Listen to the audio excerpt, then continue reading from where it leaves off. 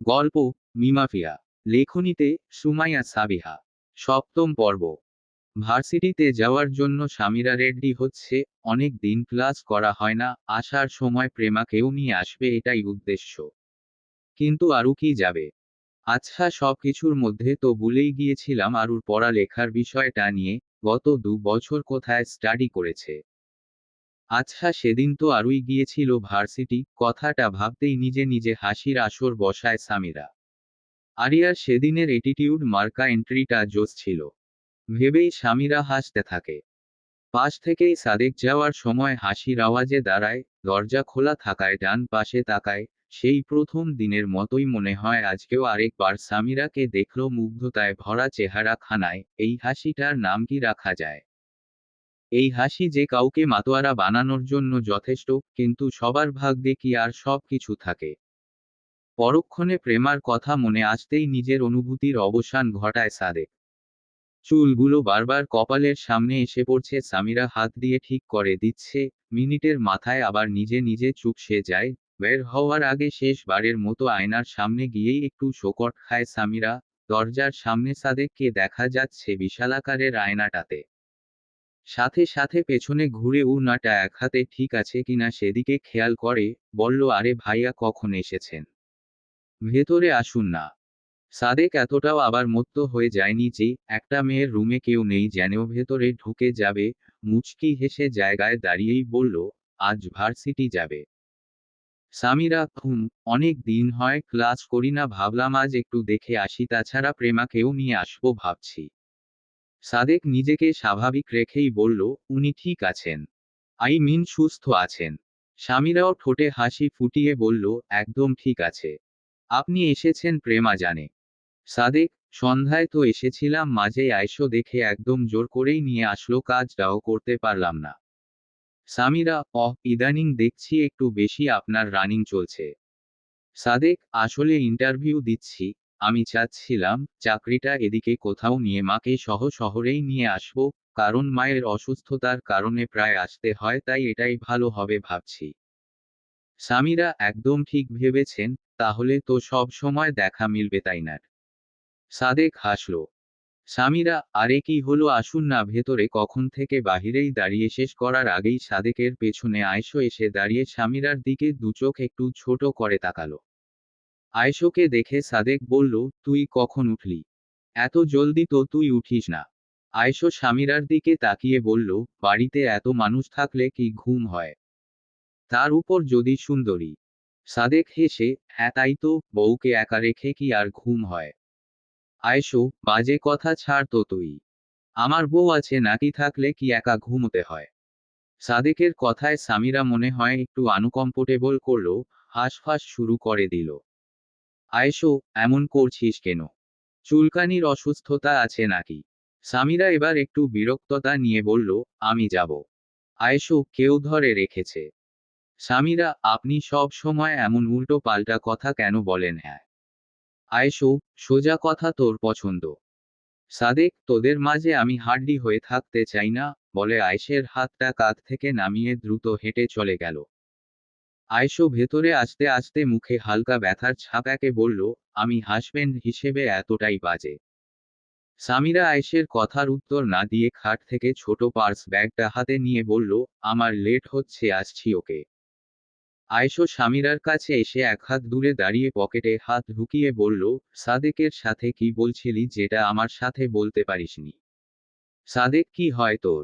সামিরা, আপনি ঠিক কি মিন করতে চাচ্ছেন? আয়েশো, ডিরেক্ট বললে নিতে পারবি তো? সামিরা গড়া ক্লিন করে বলল, দেখুন, বাজে কথা বলবেন না, আপনার মুখে এগুলো মানায় না। আয়েশো, দেখ শামু, আগে যা হয়েছে বাদ দে, এখনের দিকটা খেয়াল কর। সামিরা আয়েশের চোখে দৃষ্টিপাত করে ভাবানাহীন। আয়েশো, আমি কি বলছি তুই বুঝতে পারছিস? সামিরা এক হাত শরীরের জামায় খিচে ধরে। সব সময়ের মতোই ভেতরে কেমন যেন হচ্ছে, হৃৎপিণ্ডটা ভেতরে স্থির থাকতে পারছে না মনে হচ্ছে। আয়েশো সামিরার দিকে একটু এগিয়ে এসে বলল, চল, লেট হচ্ছে। সামিরা, আপনিও যাবেন? আপনার তো অফিস। আয়েশো, আমার সাথে যেতে চাস না এটাই বুঝাচ্ছিস?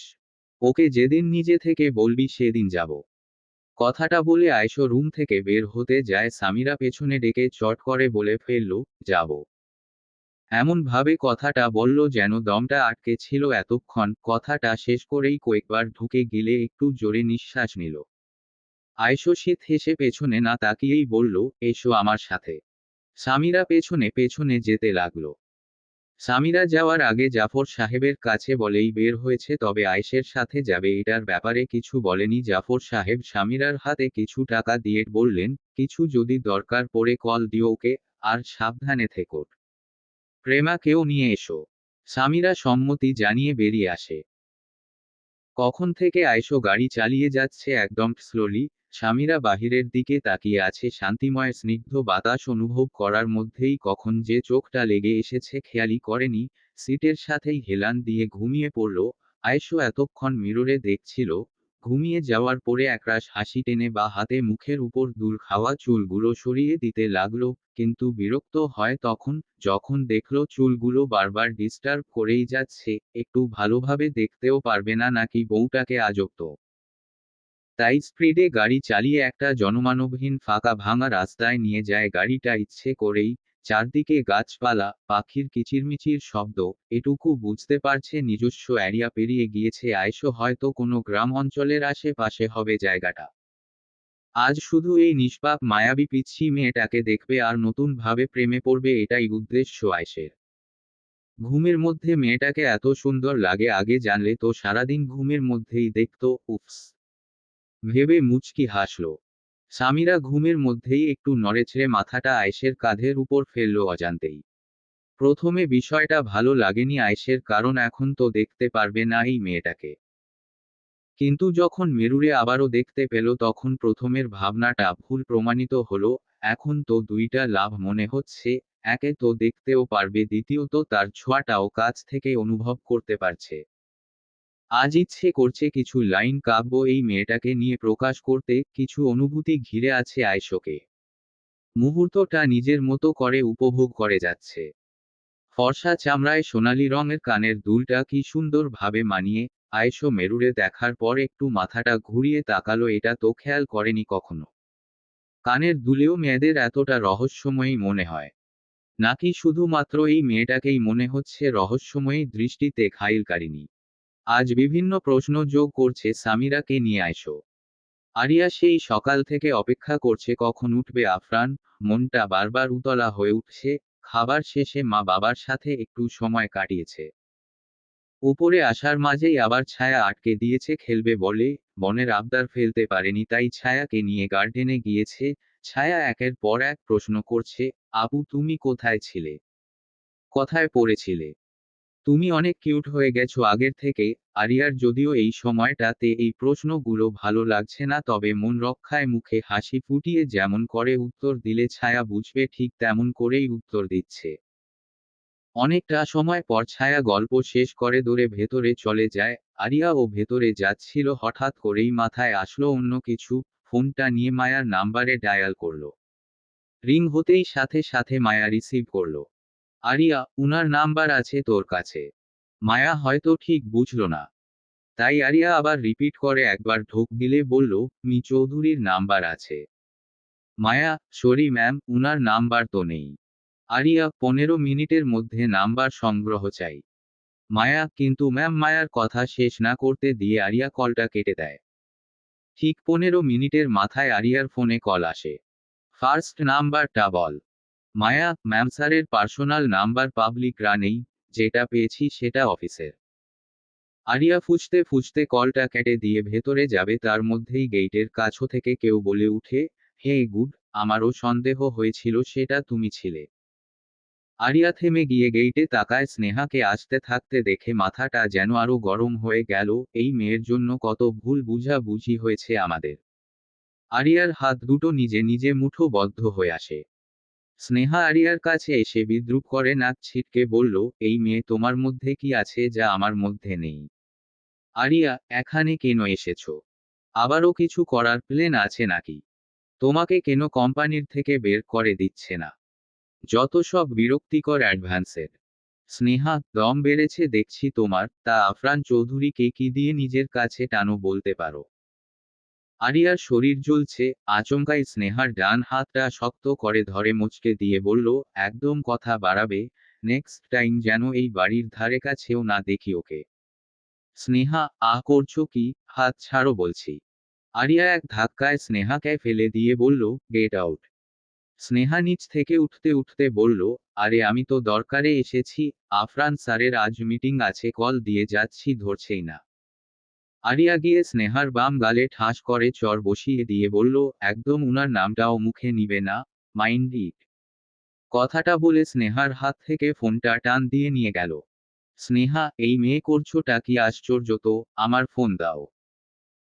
আরিয়া স্নেহার ফোনটা খুলে ডায়াল পেডে গিয়ে আফরানের নাম্বারটা চেক করে একদম সবার উপরেই ছিল। নাম্বারটা নিজের ফোনে তুলে নিয়ে স্নেহার ফোন থেকে ডিলিট করে দিয়ে ফোনটা স্নেহার দিকে ছুঁড়ে মেরে বলল, গেট লস্ট। স্নেহা, তুমি কি পাগল হয়ে গেছো? আরিয়া কথা না বাড়িয়ে কেয়ারটেকার ডেকে বলল, এই মেয়ে যেন আর কখনো এই বাড়ির ত্রিসীমানায় না আসে ওকে। কথাটা বলে আরিয়া বাড়ির দিকে হাঁটা ধরে, তার মধ্যেই আফরান ভেতর থেকে বেরিয়ে আসে। আফরানকে দেখে আরিয়ার পা দুটো থমকে যায়, ভেতর থেকে উৎফুল্লতা ঘিরে নেয় চেহারায়, কিন্তু তার চেয়েও ভয়টা বেশি। আচ্ছা, কয়টা থাপ্পড় খাবো? দুইটা নাকি চারটা? নাকি এই 3 বছর বাড়িতে থাকলে ঠিক যতটা এতদিনে খাওয়া হতো সবগুলো উসুল করবে? প্রশ্নগুলো আরিয়ার মনে মনে উসখুস করছে, হাত দুটো কাঁপছে। কিন্তু আরিয়ার ভাবনাটা মুহূর্তেই মিথ্যা প্রমাণিত করে দেয় আফরানের নিশ্চুপতা। আরিয়াকে মনে হয় দেখল না, চুপচাপ সামনের দিকে তাকিয়ে পেন্টের কালো বেল্টটা ঠিক করতে করতে স্নেহার কাছে গিয়ে কিছু একটা বলল, যেটা দূর থেকে বুঝার ক্ষমতা হলো না আরিয়ার। সঙ্গে সঙ্গে ঠোঁট উল্টে নিঃশব্দে কান্না করে দেয়। সে তো ভেবেছিল হয়তো ব্যস্ততার কারণে তার সাথে কথা বলছে না, কিন্তু এখন তো মনে হচ্ছে ইচ্ছে করে এভয়েড করছে। কথাটা ভাবতেই আরো বেশি কষ্ট অনুভব হয় বুকের পাশটায়। জায়গায় দাঁড়িয়ে আফরানের যাওয়ার দিকে তাকিয়ে থাকে। আরিয়া এতক্ষণ স্নেহার কথা তো ভুলেই গিয়েছিল, তাই খেয়ালই করেনি স্নেহার অবস্থাটা। সূর্য তার আলোক রশ্মি কেড়ে নিয়ে অন্ধকারে পরিণত করেছে পৃথিবীকে, একটু চাঁদের আলো প্রকাশ পেয়েছে আকাশ জুড়ে। কিছু তারাও যেন চোখে ধরা পড়ছে, পরক্ষণেই আবার উবে যাচ্ছে। এই শীতল মৃদু আবহাওয়াটা দিয়েই আফরান বাড়িতে ঢুকে। পেটের ক্ষত জায়গাটায় ভীষণ ব্যথা করছিল, তাই ফিরে এসেছে।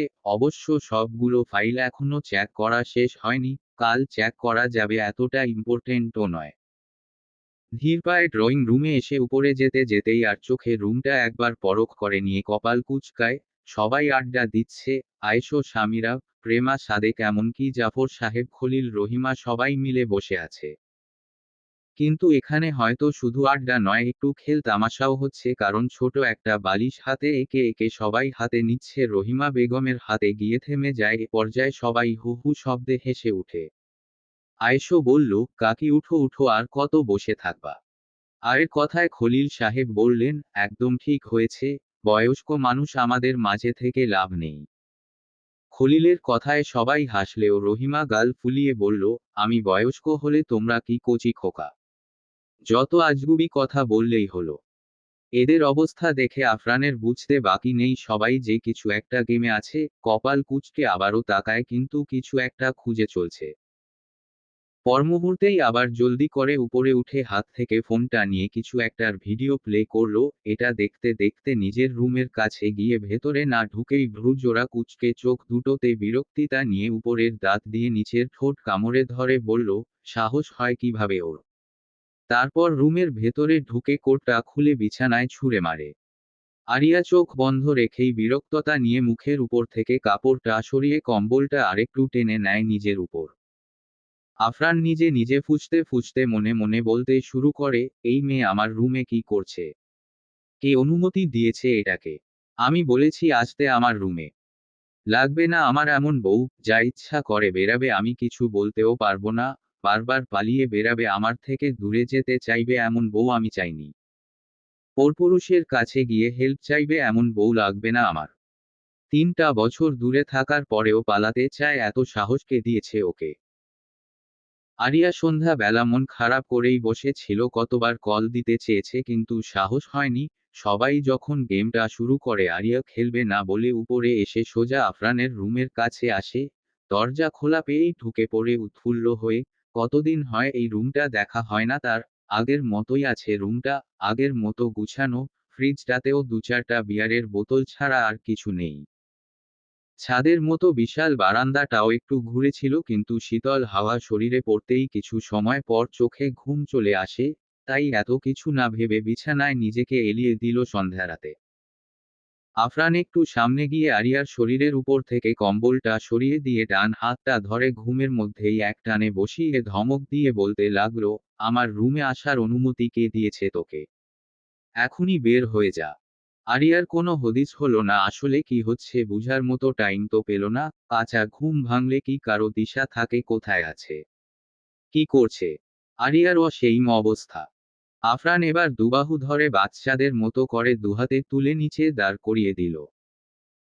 আরিয়ার এতক্ষণে বুঝশক্তি আসলো, সামনে আফরানকে দেখেই ভয়ে 2 পা পিছিয়ে গিয়ে কিছু বলতে চাইল কিন্তু আফরান আরিয়াকে কিছু বলতে না দিয়ে আরিয়ার দিকে হিংস্র দৃষ্টি ফেলে বলল, একদম একটা কথাও মুখ দিয়ে বলার চেষ্টা করবি না, যেভাবে এসেছিস সেভাবে বের হয়ে যা, আমার রুমে যেন আর কখনো না আসতে দেখি নয়তো খুব খারাপ হয়ে যাবে।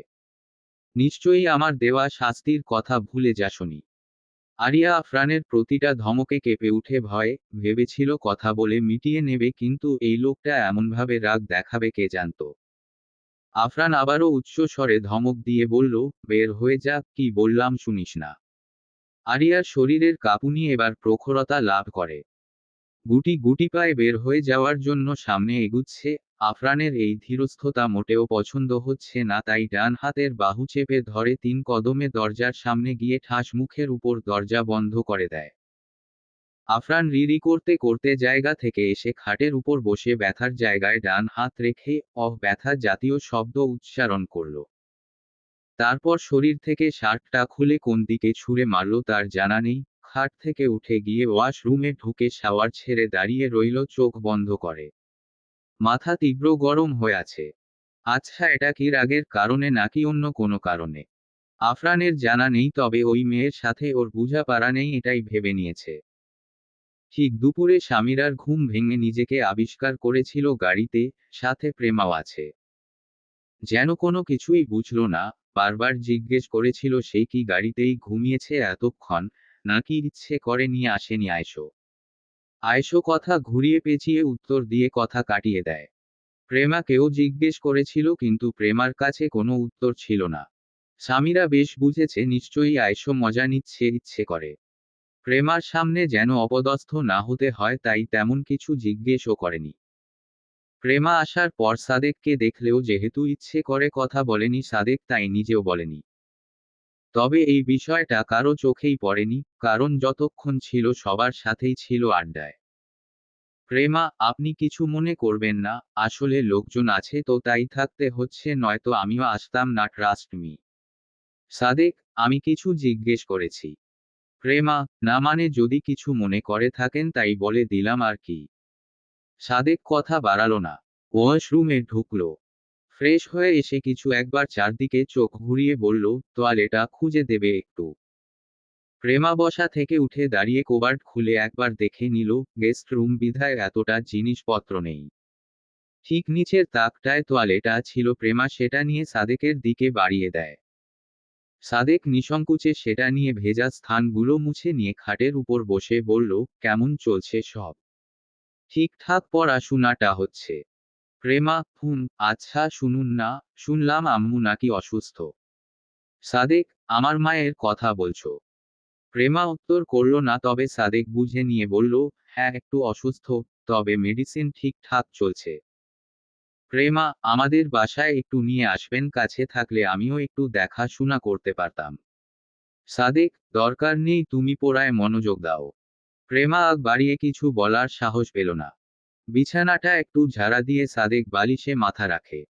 প্রেমা লাইটটা বন্ধ করে দিয়ে এসে সোফায় শুয়ে পড়ে। কিছুক্ষণ পর সাদেক উঠে বসে বালিশটা নিয়ে খাটের একদম উল্টো কর্নারে আসে, যেখান থেকে প্রেমার ওর স্থানটা ঠিক দুহাতের ব্যবধান হবে। প্রেমা পাশ ফিরতেই সাদেককে দেখে ধরফরিয়ে উঠে বসে বুকে থু থু দিয়ে বলল, ওহ আপনি কখন আসলেন এখানে? সাদেক হয়তো ভাবেনি প্রেমা এতটা ভয় পাবে, তাই নিজেকে একটু অস্বস্তি বোধ করল। প্রেমা, ওখানে কি অসুবিধা হচ্ছে আপনার? সাদেক, আসলে কেমন যেন লাগছে ওখানটায়। প্রেমা জায়গা থেকে উঠে গিয়ে লাইট জ্বালানোর জন্য হাত বাড়াতেই সাদেক বলে উঠল, লাইটের প্রয়োজন নেই, তোমার অসুবিধে হলে আমি ওখানে চলে যাচ্ছি। প্রেমা, আরে আমার কেন অসুবিধা হবে, আমি দেখতে চাচ্ছিলাম ওখানে কি কারণে অসুবিধে হচ্ছে। সাদেক, আসলে তেমন কিছু না, তুমি এখানে আসো বলছি। প্রেমা নিজ জায়গায় আসলে সাদেক বলল, আসলে কেমন যেন লাগছিল হঠাৎ করে, তাই এখানে এসেছি। প্রেমা, আচ্ছা। সাদেক, ঘুমিয়ে পড়ো তাহলে, টেনশন নিও না। প্রেমা সম্মতি জানিয়ে শুয়ে পড়ে হাতের উপরে মাথা রেখে। সাদেক প্রেমার চোখ বন্ধ হওয়ার অপেক্ষায় আছে, চোখ বুঝতেই দীর্ঘশ্বাস ফেলল সাদেক। আসলে সাদেক প্রেমার কাছাকাছি থেকে নিজেকে কমফোর্টেবল করাতে চায়, বাড়িতে মায়ের গুঞ্জন শুনতে শুনতে কান খসে পড়েছে প্রায়, তাই ইচ্ছে করেই কিছু দিন ধরে প্রেমাকে নিয়ে ভাবা শুরু করেছে, গুছাতে চায় নর্মালি একটা জীবন। পারবে তো প্রেমার মন জয় করে সুন্দর একটা জীবন দিতে, অতীত ভুলিয়ে নিজের উষ্ণ আলিঙ্গন দিতে। এসব ভাবতে ভাবতেই সাদেক কখন ঘুমিয়ে গেছে নিজেও জানে না। রহিমা বেগমকে টেক কেয়ার জানিয়ে সামনে দিয়ে প্রথমে আয়েশের রুমে গেলেও রহিমা বেগম ভেতরে ঢুকতেই আয়েশের চোখ ফাঁকি দিয়ে সামিরা নিজের রুমে চলে যায়। অবশ্য আয়েশও ব্যাপারটা নিয়ে মাথা ঘামায়নি এত, যেদিন নিজে থেকে থাকতে চাইবে সেদিন থেকেই স্বামীর জায়গায় বসাবে, নয়তো না। রাতের বেলা দরজায় খটখট আওয়াজ শুনে আফরানের ঘুম ভেঙে যায়। বিরক্ত তা নিয়ে উঠে বসে ফোনের স্ক্রিনে টাইম দেখল, 2টা 18 রাত। এ সময় কে আসবে আশ্চর্য তো, কিন্তু খাট থেকে নেমে দরজা খোলার আগেই বিষয়টা পরিষ্কার হয়ে গেল, নিশ্চিত আরু এসেছে, তাছাড়া কে আসবে। এই মেয়ে দেখছি এখনো ঘুমায়নি, শরীর কতটা দুর্বল এই মেয়ে জানে। কতটা রক্ত বের হয়েছিল হাত থেকে ওই মেয়ের খবর আছে। মাথায় কি কখনো বুদ্ধি হবে না নাকি? খুলবো না দরজা, এভাবেই থাকুক, এটা ওর প্রাপ্ত। কথাটা ভেবেই আফরান আবার নিজের জায়গায় শুয়ে পড়ল। তাছাড়া এই মেয়ের সাথে কিসের কথা বলবে আফরান? শাস্তি পাওয়া উচিত। 3 বছর যেভাবে থেকেছে এভাবেই 3 বছর রাখব। কাছে থেকেও কাছে আসতে দিব না একদম। এটাই ভেবে নিয়েছে আফরান, কিন্তু বারবার দরজার খটখট আওয়াজ শুনে রাগে ফুঁসতে থাকে। কোনো রকম রাগ নিয়ন্ত্রণ করে পাশ ফিরে শুয়ে পড়ল, যতক্ষণ ইচ্ছে থাকুক দাঁড়িয়ে আমার কি। প্রায় ঘন্টার কাছাকাছি হবে, একটু পরপর দরজায় আওয়াজ করছে। আফরানও নিজের কথার নড়চড় করবে না ভেবে নিয়েছে, কিন্তু ঘুমাতে তো পারছে না। শেষ পর্যন্ত না পারতেই এক প্রকার বাধ্য হয়ে রাগে দাঁত কটমট করতে করতে দরজার কাছে গেল। তখন এত অপমান করে কথা বলেছি এই মেয়ের মাথায় ঢুকেনি। আবারও এসেছে, থাক তাতে আমার কি, দুটো চড় বসালে ঠিক হয়ে যাবে।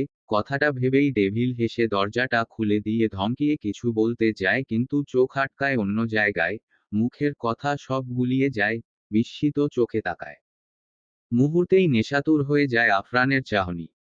সামনে দাঁড়িয়ে আছে আরু, পরনে কালো কালারের পাতলা মিহি শাড়ি, শাড়ির নিচের কালো ব্লাউজটা অবধি দৃশ্যমান। হলুদ সুন্দর ফর্সা পেট চোখে পড়ার মতো। সাদা পাথরের বেরি নাভি বরাবর বাঁধা, ঠোঁটে ডিপ রেড লিপস্টিক। চোখের পাপড়ি গুলো স্পষ্ট বোঝা যাচ্ছে আজ। গাঢ় কালো চোখের মণিটা যেন উজ্জ্বলতার ছোঁয়া পেয়েছে, ছোট বিন্দুটা ঝিলিক খাচ্ছে লাইটের আলোতে। চুলগুলো কানের বা সাইডে গুছিয়ে ছাড়িয়ে রেখেছে। কানে ছোট ছোট ঝুমকা। আরিয়া এক মুহূর্তও দেরি না করে চট করে ভেতরে এসে দরজাটা লাগিয়ে দেয়। আফরান যেন নিজ কল্পনায় অজানা কোনো পরীর উজ্জ্বল চেহারা খানা দেখছে। পরীর কথাটা ভাবতেই আফরান নিজেকে শোধালো, it's not angel, she is my Aru, my life, my wife. শো এঞ্জেল থেকেও হাজার গুণ সুন্দর, মায়াবী, গট ইট। নিজেকেই নিজে বুঝালো আফরান। আফরানের ভাবনার মাঝেই দরজা লাগানোর হালকা আওয়াজে ধ্যান ভাঙে। এত সহজে এই মেয়ের সাথে নিজের দুর্বলতা প্রকাশ করা যাবে না। নিজেকে আগের মতো স্ট্রংলি দাঁড় করিয়ে চেহারা আগের মতো মলিন করে বলল, লজ্জা থাকার কথা মেয়ে হিসেবে, কেন এসেছি সেখানে? বলেছিলাম না আমার রুমে আসার মতো সাহস দেখাবি না? মার খাওয়ার ইচ্ছে হয়েছে বুঝি? 10 সেকেন্ড সময় দিলাম, রুম ছাড়। আফরান কথাটা বলেই আরুর সামনে থেকে ধীর পায়ে হেঁটে ডোন্ট কেয়ার ভাব নিয়ে সামনের দিকে যেতে নেয় আরিয়া। সেই সুযোগটা আফরানকে না দিয়ে আফরানের সামনে গিয়ে আচমকাই ঠোঁটে ঠোঁট বসিয়ে দেয়। আফরান হতো বিহ্বল হয়। কয়েক সেকেন্ডের মাথায় নিজের অবস্থান বুঝে আরিয়ার বাহু ধরে শক্ত হাতে সরিয়ে দিয়ে চাপা গলায় বলল, সাহস কি করে হয় তোর আফরান চৌধুরীর সাথে অসভ্যতামি করার? পেটপিট দেখিয়ে কবে থেকে চলাফেরা করা শুরু করে দিয়েছিস? সত্যি করে বল তো, বাড়িতে কোনো ছেলে মানুষ আছে নাকি? আর এত রাতে পরপুরুষের রুমে আসতে রুচিতে বাঁধল না? তার উপর জঘন্য ব্যবহার করেছিস, নাকি সহ্য হচ্ছিল না নিজেকে কন্ট্রোল করার? আফরানের প্রতিটা কথা আরিয়ার শরীরে কাটার মতো বিদ্ধ হলো। এত জঘন্য শব্দ কিভাবে উনি করতে পারলেন? সঙ্গে সঙ্গে চোখে জল টলমল করতে লাগলো। কিন্তু এভাবে থেমে গেলে চলবে কি করে? উনি রাগ করবেন এটাই তো স্বাভাবিক, তাই না? তবে কেন কথাগুলো আমার বুকে তীরের মতো বিদ্ধ হচ্ছে? এত কষ্ট করে 4 ঘন্টা ধরে সেজেছি, ভেবেছিলাম রাগটা একটু তো কমে যাবে। আরও কে এভাবে দেখে মাফিয়া রাগ করে থাকতে পারবে নাকি? মোটেও পারবে না। তবে কেন আমার ধারণা ভুল প্রমাণিত করলেন? ছলো চোখে আফরানের দিকে তাকিয়ে রইল। আফরান, কি হলো বল, আর শুন, আগের কথা মাথা থেকে ফেলে দে বুঝলি। যেদিন বাড়ি থেকে চলে গিয়েছিলি সেদিন থেকে রুচি থেকে উঠে গিয়েছিস। সো নেক্সট টাইম যেন এসব করতে না দেখি। আর এসব ড্রেস কোথা থেকে নিয়েছিস? কিছু না পরলেই তো ভালো হতো। কথাটা বলে আফরান আরিয়ার উন্মুক্ত পেটে হাত বাড়িয়ে নাভি বরাবর বেরিটা একটানে ছিঁড়ে ফেলে। আরিয়া ব্যথায় শব্দ করে বলল, ও কি করছেন কি? না দেখার হলে না দেখবেন, এমন ছিঁড়ে ফেলার কি আছে? আফরান, আওয়াজ নিচে একদম। নোংরা মানুষদের আমার রুমে আসা নিষেধ। তা এখনো পালাসনি কেন আবার? রাস্তা একদম ক্লিয়ার, চলে যা, ট্রাস্ট মি। আর খোঁজো না ফাইনাল। শক্ত গলায় দাঁতে দাঁত চেপে কথাগুলো বলে আফরান আরিয়ার সামনে থেকে গিয়ে বিছানার পাশ থেকে শার্টটা নিয়ে দ্রুত পায়ে বারান্দায় চলে গেল। আরিয়া দাঁড়িয়ে 2 ফোঁটা চোখের জল ফেলে নিজেই মুছে নিয়ে বলল, যত যাই বলুন না কেন আপনার রাগ কতক্ষণ থাকে আমিও দেখে নিব। কথাটা ভেবে আরিয়াও আফরানের পিছে বারান্দায় গেল। আফরান চেয়ারে বসে সিগারেটটা মাত্র হাতে নিল জ্বালানোর জন্য। প্রচণ্ড রাগ হলে আফরান সিগারেট হাতে নেয়। আরিয়া এসে আফরানের হাত থেকে সিগারেটটা নিয়ে ফেলে দিয়ে বলল, বলেছি না এটা আমার পছন্দ না, বুঝেন না কথা?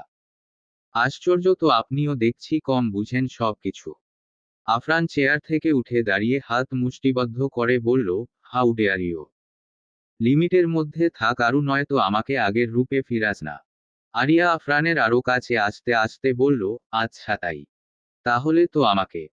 কথা শেষ না করে চুপ হয়ে যায় নিজেই। একদম কাছে এসে আফরানের শার্টের উপরের বোতামটা লাগাতে লাগাতে বলল, সত্যিই কি চেঞ্জ হয়ে গিয়েছেন নাকিরা? কথা শেষ করার আগেই আরিয়াকে কাছ থেকে সরিয়ে দিয়ে ঠাস করে গালে চড় বসিয়ে দিল। বলেছিলাম না একদম কাছে আসবি না? তোর কাছাকাছি থাকার জন্য তো অনেক মানুষ আছে তাই না, যাদের কাছে হেল্প চাইতে পারিস, থাকার জন্য এখনো সেখানেই যেতে পারিস। ভালোভাবে বলছি, সামনে থেকে চলে যা, আমার সামনে যেন আর না দেখি কখনো। একই ভুল দ্বিতীয়বার হলে এবার মেরে একদম চাপা দিয়ে দিব। আরিয়া এখনো গালে ধরে আছে, না চাইতেও চোখের জল ফেলছে।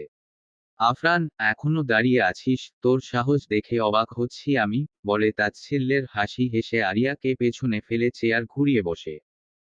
আরিয়া নিজেকে সংযত করে আর কথা না বাড়িয়ে হাঁটা ধরে সামনের দিকে। আফরান, যাওয়ার সময় আয়েশো আর সাদেককে ওই উন্মুক্ত শরীরটা দেখিয়ে যাস, ঠিক আছে? আফরানের কথাটা একদম গা জ্বালা শুরু করে। ভীষণভাবে ইগোতে প্রভাব ফেলে। আবারও উল্টো ঘুরে দ্রুত পায়ে ফিরে এসে একটু কুঁজো হয়ে আফরানের কলার দুহাতে চেপে ধরে উপর নিচ দাঁত চেপে বলতে লাগলো, আপনার ব্যবহার কোনো দিন চেঞ্জ হবে না তাই না? কি করে এসব ধরনের কথা বলতে পারেন আপনি? আমি মানছি আমার ভুল হয়েছে, আমি আপনাকে ভুল বুঝে চলে গিয়েছি, কিন্তু আপনিও তো আমাকে কখনো বলেননি আমাদের বিয়ে হয়েছে। আপনিও তো আমাকে স্পষ্টভাবে কিছুই বলেননি। আফরান বিদ্রূপ হেসে বলল, তোকে আবার বিয়ে? কে তোকে বলল যে আমি তোকে বিয়ে করেছি? ফালতু কথা কোত্থেকে শুনেছিস?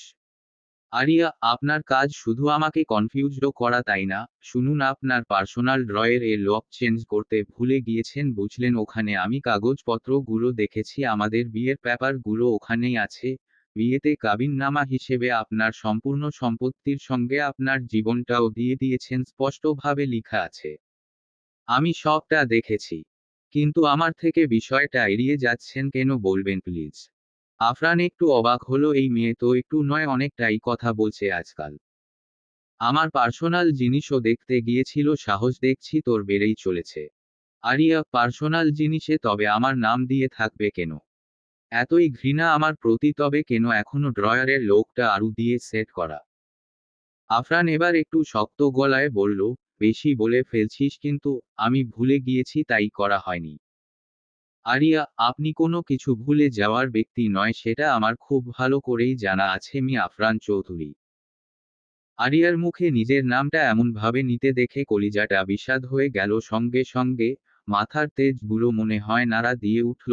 কলারে ধরে রাখা আরিয়ার হাতটা ধরে হেঁচকা টানে, আরিয়াকে নিজের উপর বসিয়ে শক্ত হাতে ধরে আরিয়ার পিঠ আফরানের চিবুক ঠেকায়। আরিয়া আবারও শুরু করে দিলেন, ছাড়ুন বলছি। লাগছে আমার। আফরান কিছু না বলে আরও চেপে ধরে।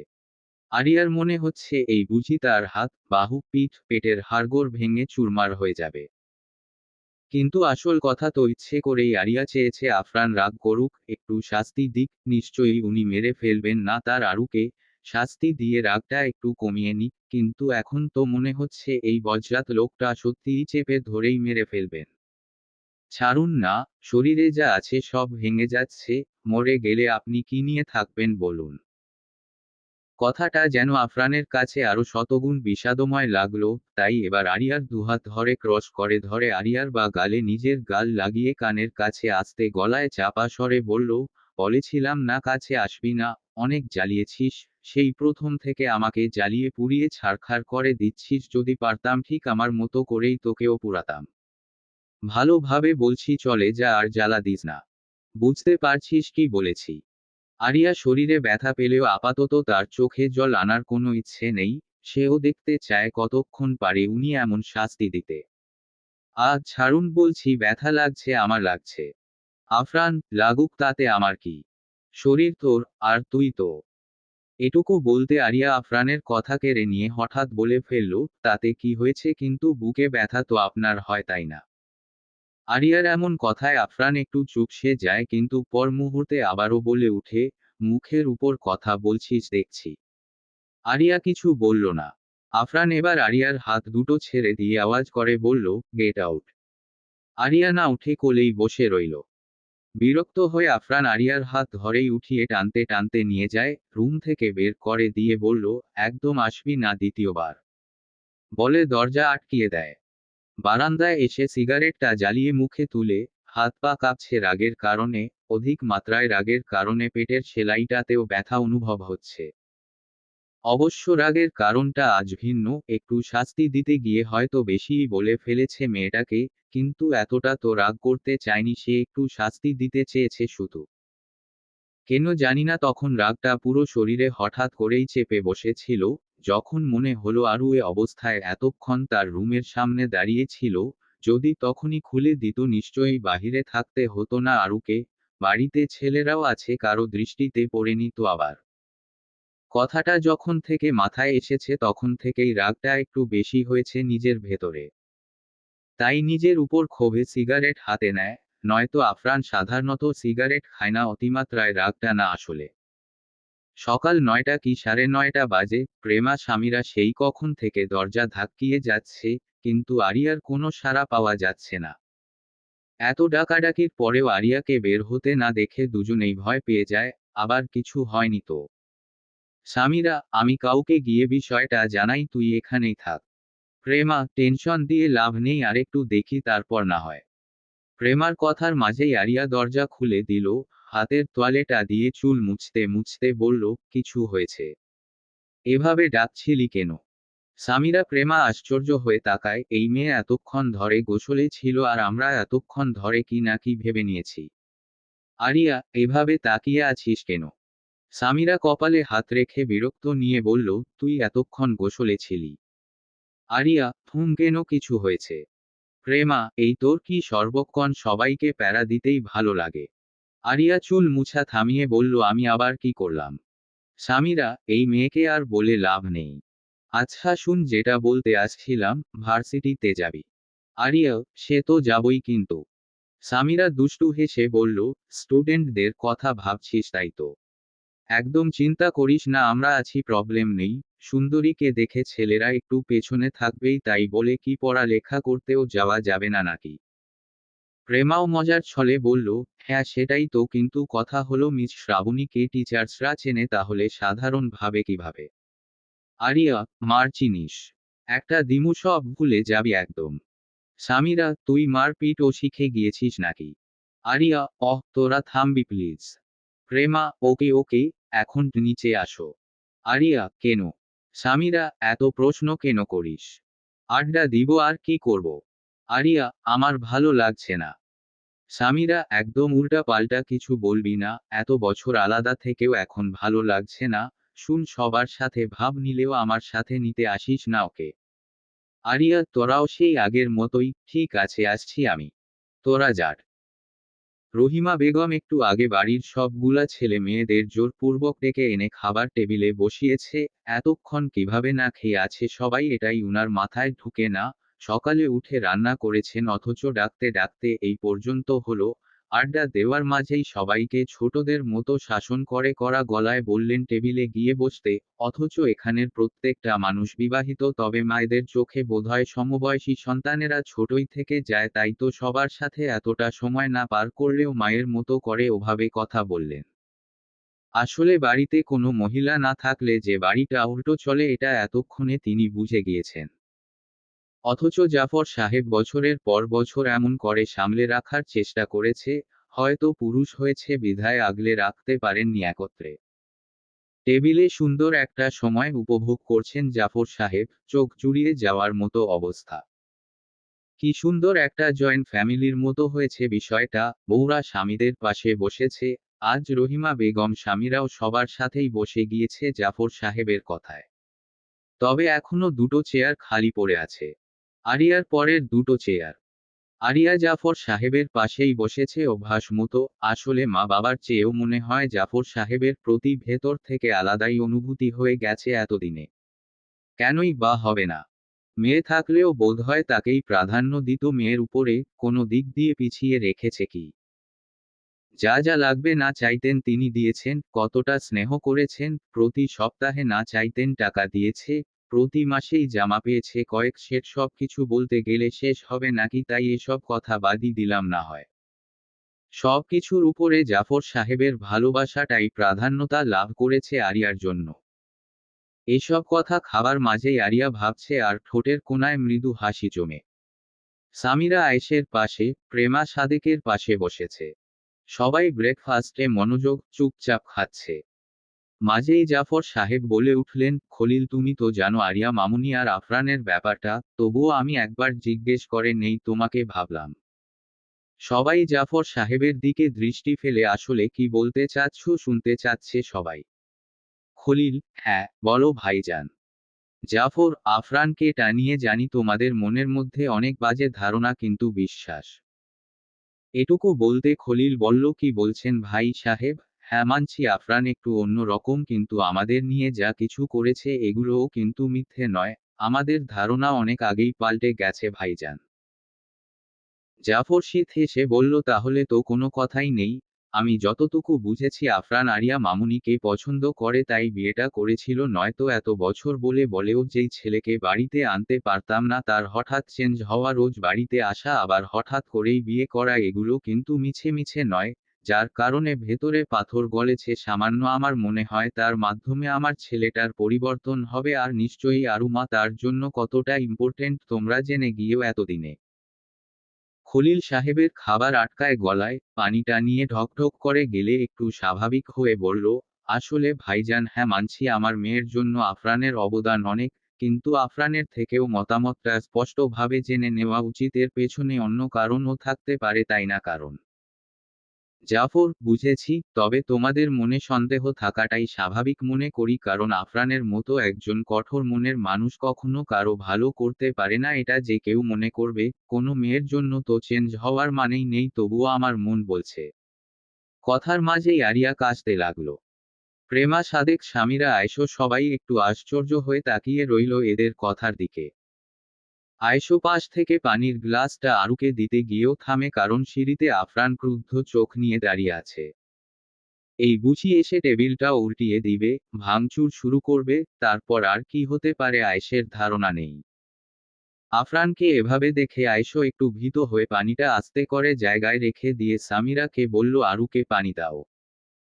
সামিরা পানিটা আরিয়ার সামনে এগিয়ে দিয়ে আস্তে করে বলল, তোর আবার কথাটা শেষ করার আগেই আফরানকে দেখল জাফরের ঠিক ডান পাশ কেটে আস্তে পায়ে হেঁটে আসছে। সামিরার গলা আটকে যায়। মনে হচ্ছে দমটা আটকে যাবে, এখনই কিছু হতে চলেছে, নিশ্চিত ভাইয়া সবটা শুনেছে। আরিয়া এখনো আফরানকে দেখেনি, কারণ আফরান ঠিক আরুর পিছেই মনে হচ্ছে পাশের চেয়ারটায় বসবে। সামিরাকে এভাবে বড় বড় চোখে তাকিয়ে থাকতে দেখে আরিয়া বলল, কি হলো তোর, এভাবে কেন তাকিয়ে আছিস? মনে হয় ভূত দেখছিস? কথাটা শেষ করতেই আফরান আরিয়ার পাশের চেয়ারটা টেনে বসল। পাশে তাকাতেই আরিয়ার বুকটা কেঁপে উঠল। এই ছিল সামিরার এমন রিয়েকশনের কারণ। নিজেকে যথেষ্ট ভীত হওয়া থেকে সংযত রাখল আরিয়া, কিন্তু তবুও যেন হাত দুটো নিজে নিজে কাঁপছে। আরিয়া জাফর সাহেবের দিকে একবার তাকালো। জাফর সাহেব এতক্ষণ দেখছিলেন আসলে কি করে আফরান, এখন মনে হচ্ছে হয়তো সবার সাথে ব্রেকফাস্টে বসেছে। কখন আসলে? আফরান জাফরের কথার উত্তর না দিয়ে বলল, কিসের কথা বলছিলে এতক্ষণ? জাফর, দেখো আফরান। আফরান, ডিরেক্ট আনসার চাই। খলিল, দেখো বাবা আসলে তোমার। আফরান, ফার্স্ট। জাফর, এমনভাবে কথা বলছো কেন? কথা সম্পূর্ণ করতে দাও, তারপর তুমি বলো। আফরান ঘড়ির দিকে তাকিয়ে বলল, সময় নেই। জাফরের একটু কঠোর গলা, তাহলে বসতে কে বলেছে? আফরান, কাজ আছে তাই। এখন বলো কি বলছিলে? জাফর, দেখো আফরান, সব সময় নিজের মুডে থাকলে কখনো কিছু চেঞ্জ হবে না, একটু স্বাভাবিক হও। আফরান চেয়ার থেকে উঠে দাঁড়িয়ে বলল, ডিরেক্ট বলো কি বলছিলে। আয়েশো, এমন ভাবে বলছিস কেন? আসলে তোর আর আরুর বিয়ে নিয়েই কথা বলছিল। বিয়ে তো করে নিয়েছিস, কিন্তু একটু নিয়ম কানুন তো আছে তাই না? হয়তো বাবা সুন্দরভাবে বিয়েটা হবার কথা বলছে। আফরান বাঁকা হেসে চেয়ারে বসে বলল, বিয়ে? কার সাথে বললি? এই মেয়েটার সাথে। কে করেছে? আমি। তোদেরকে দেখে আমার এক একটাকে জোকারের লিস্টে ফেলতে ইচ্ছে হচ্ছে।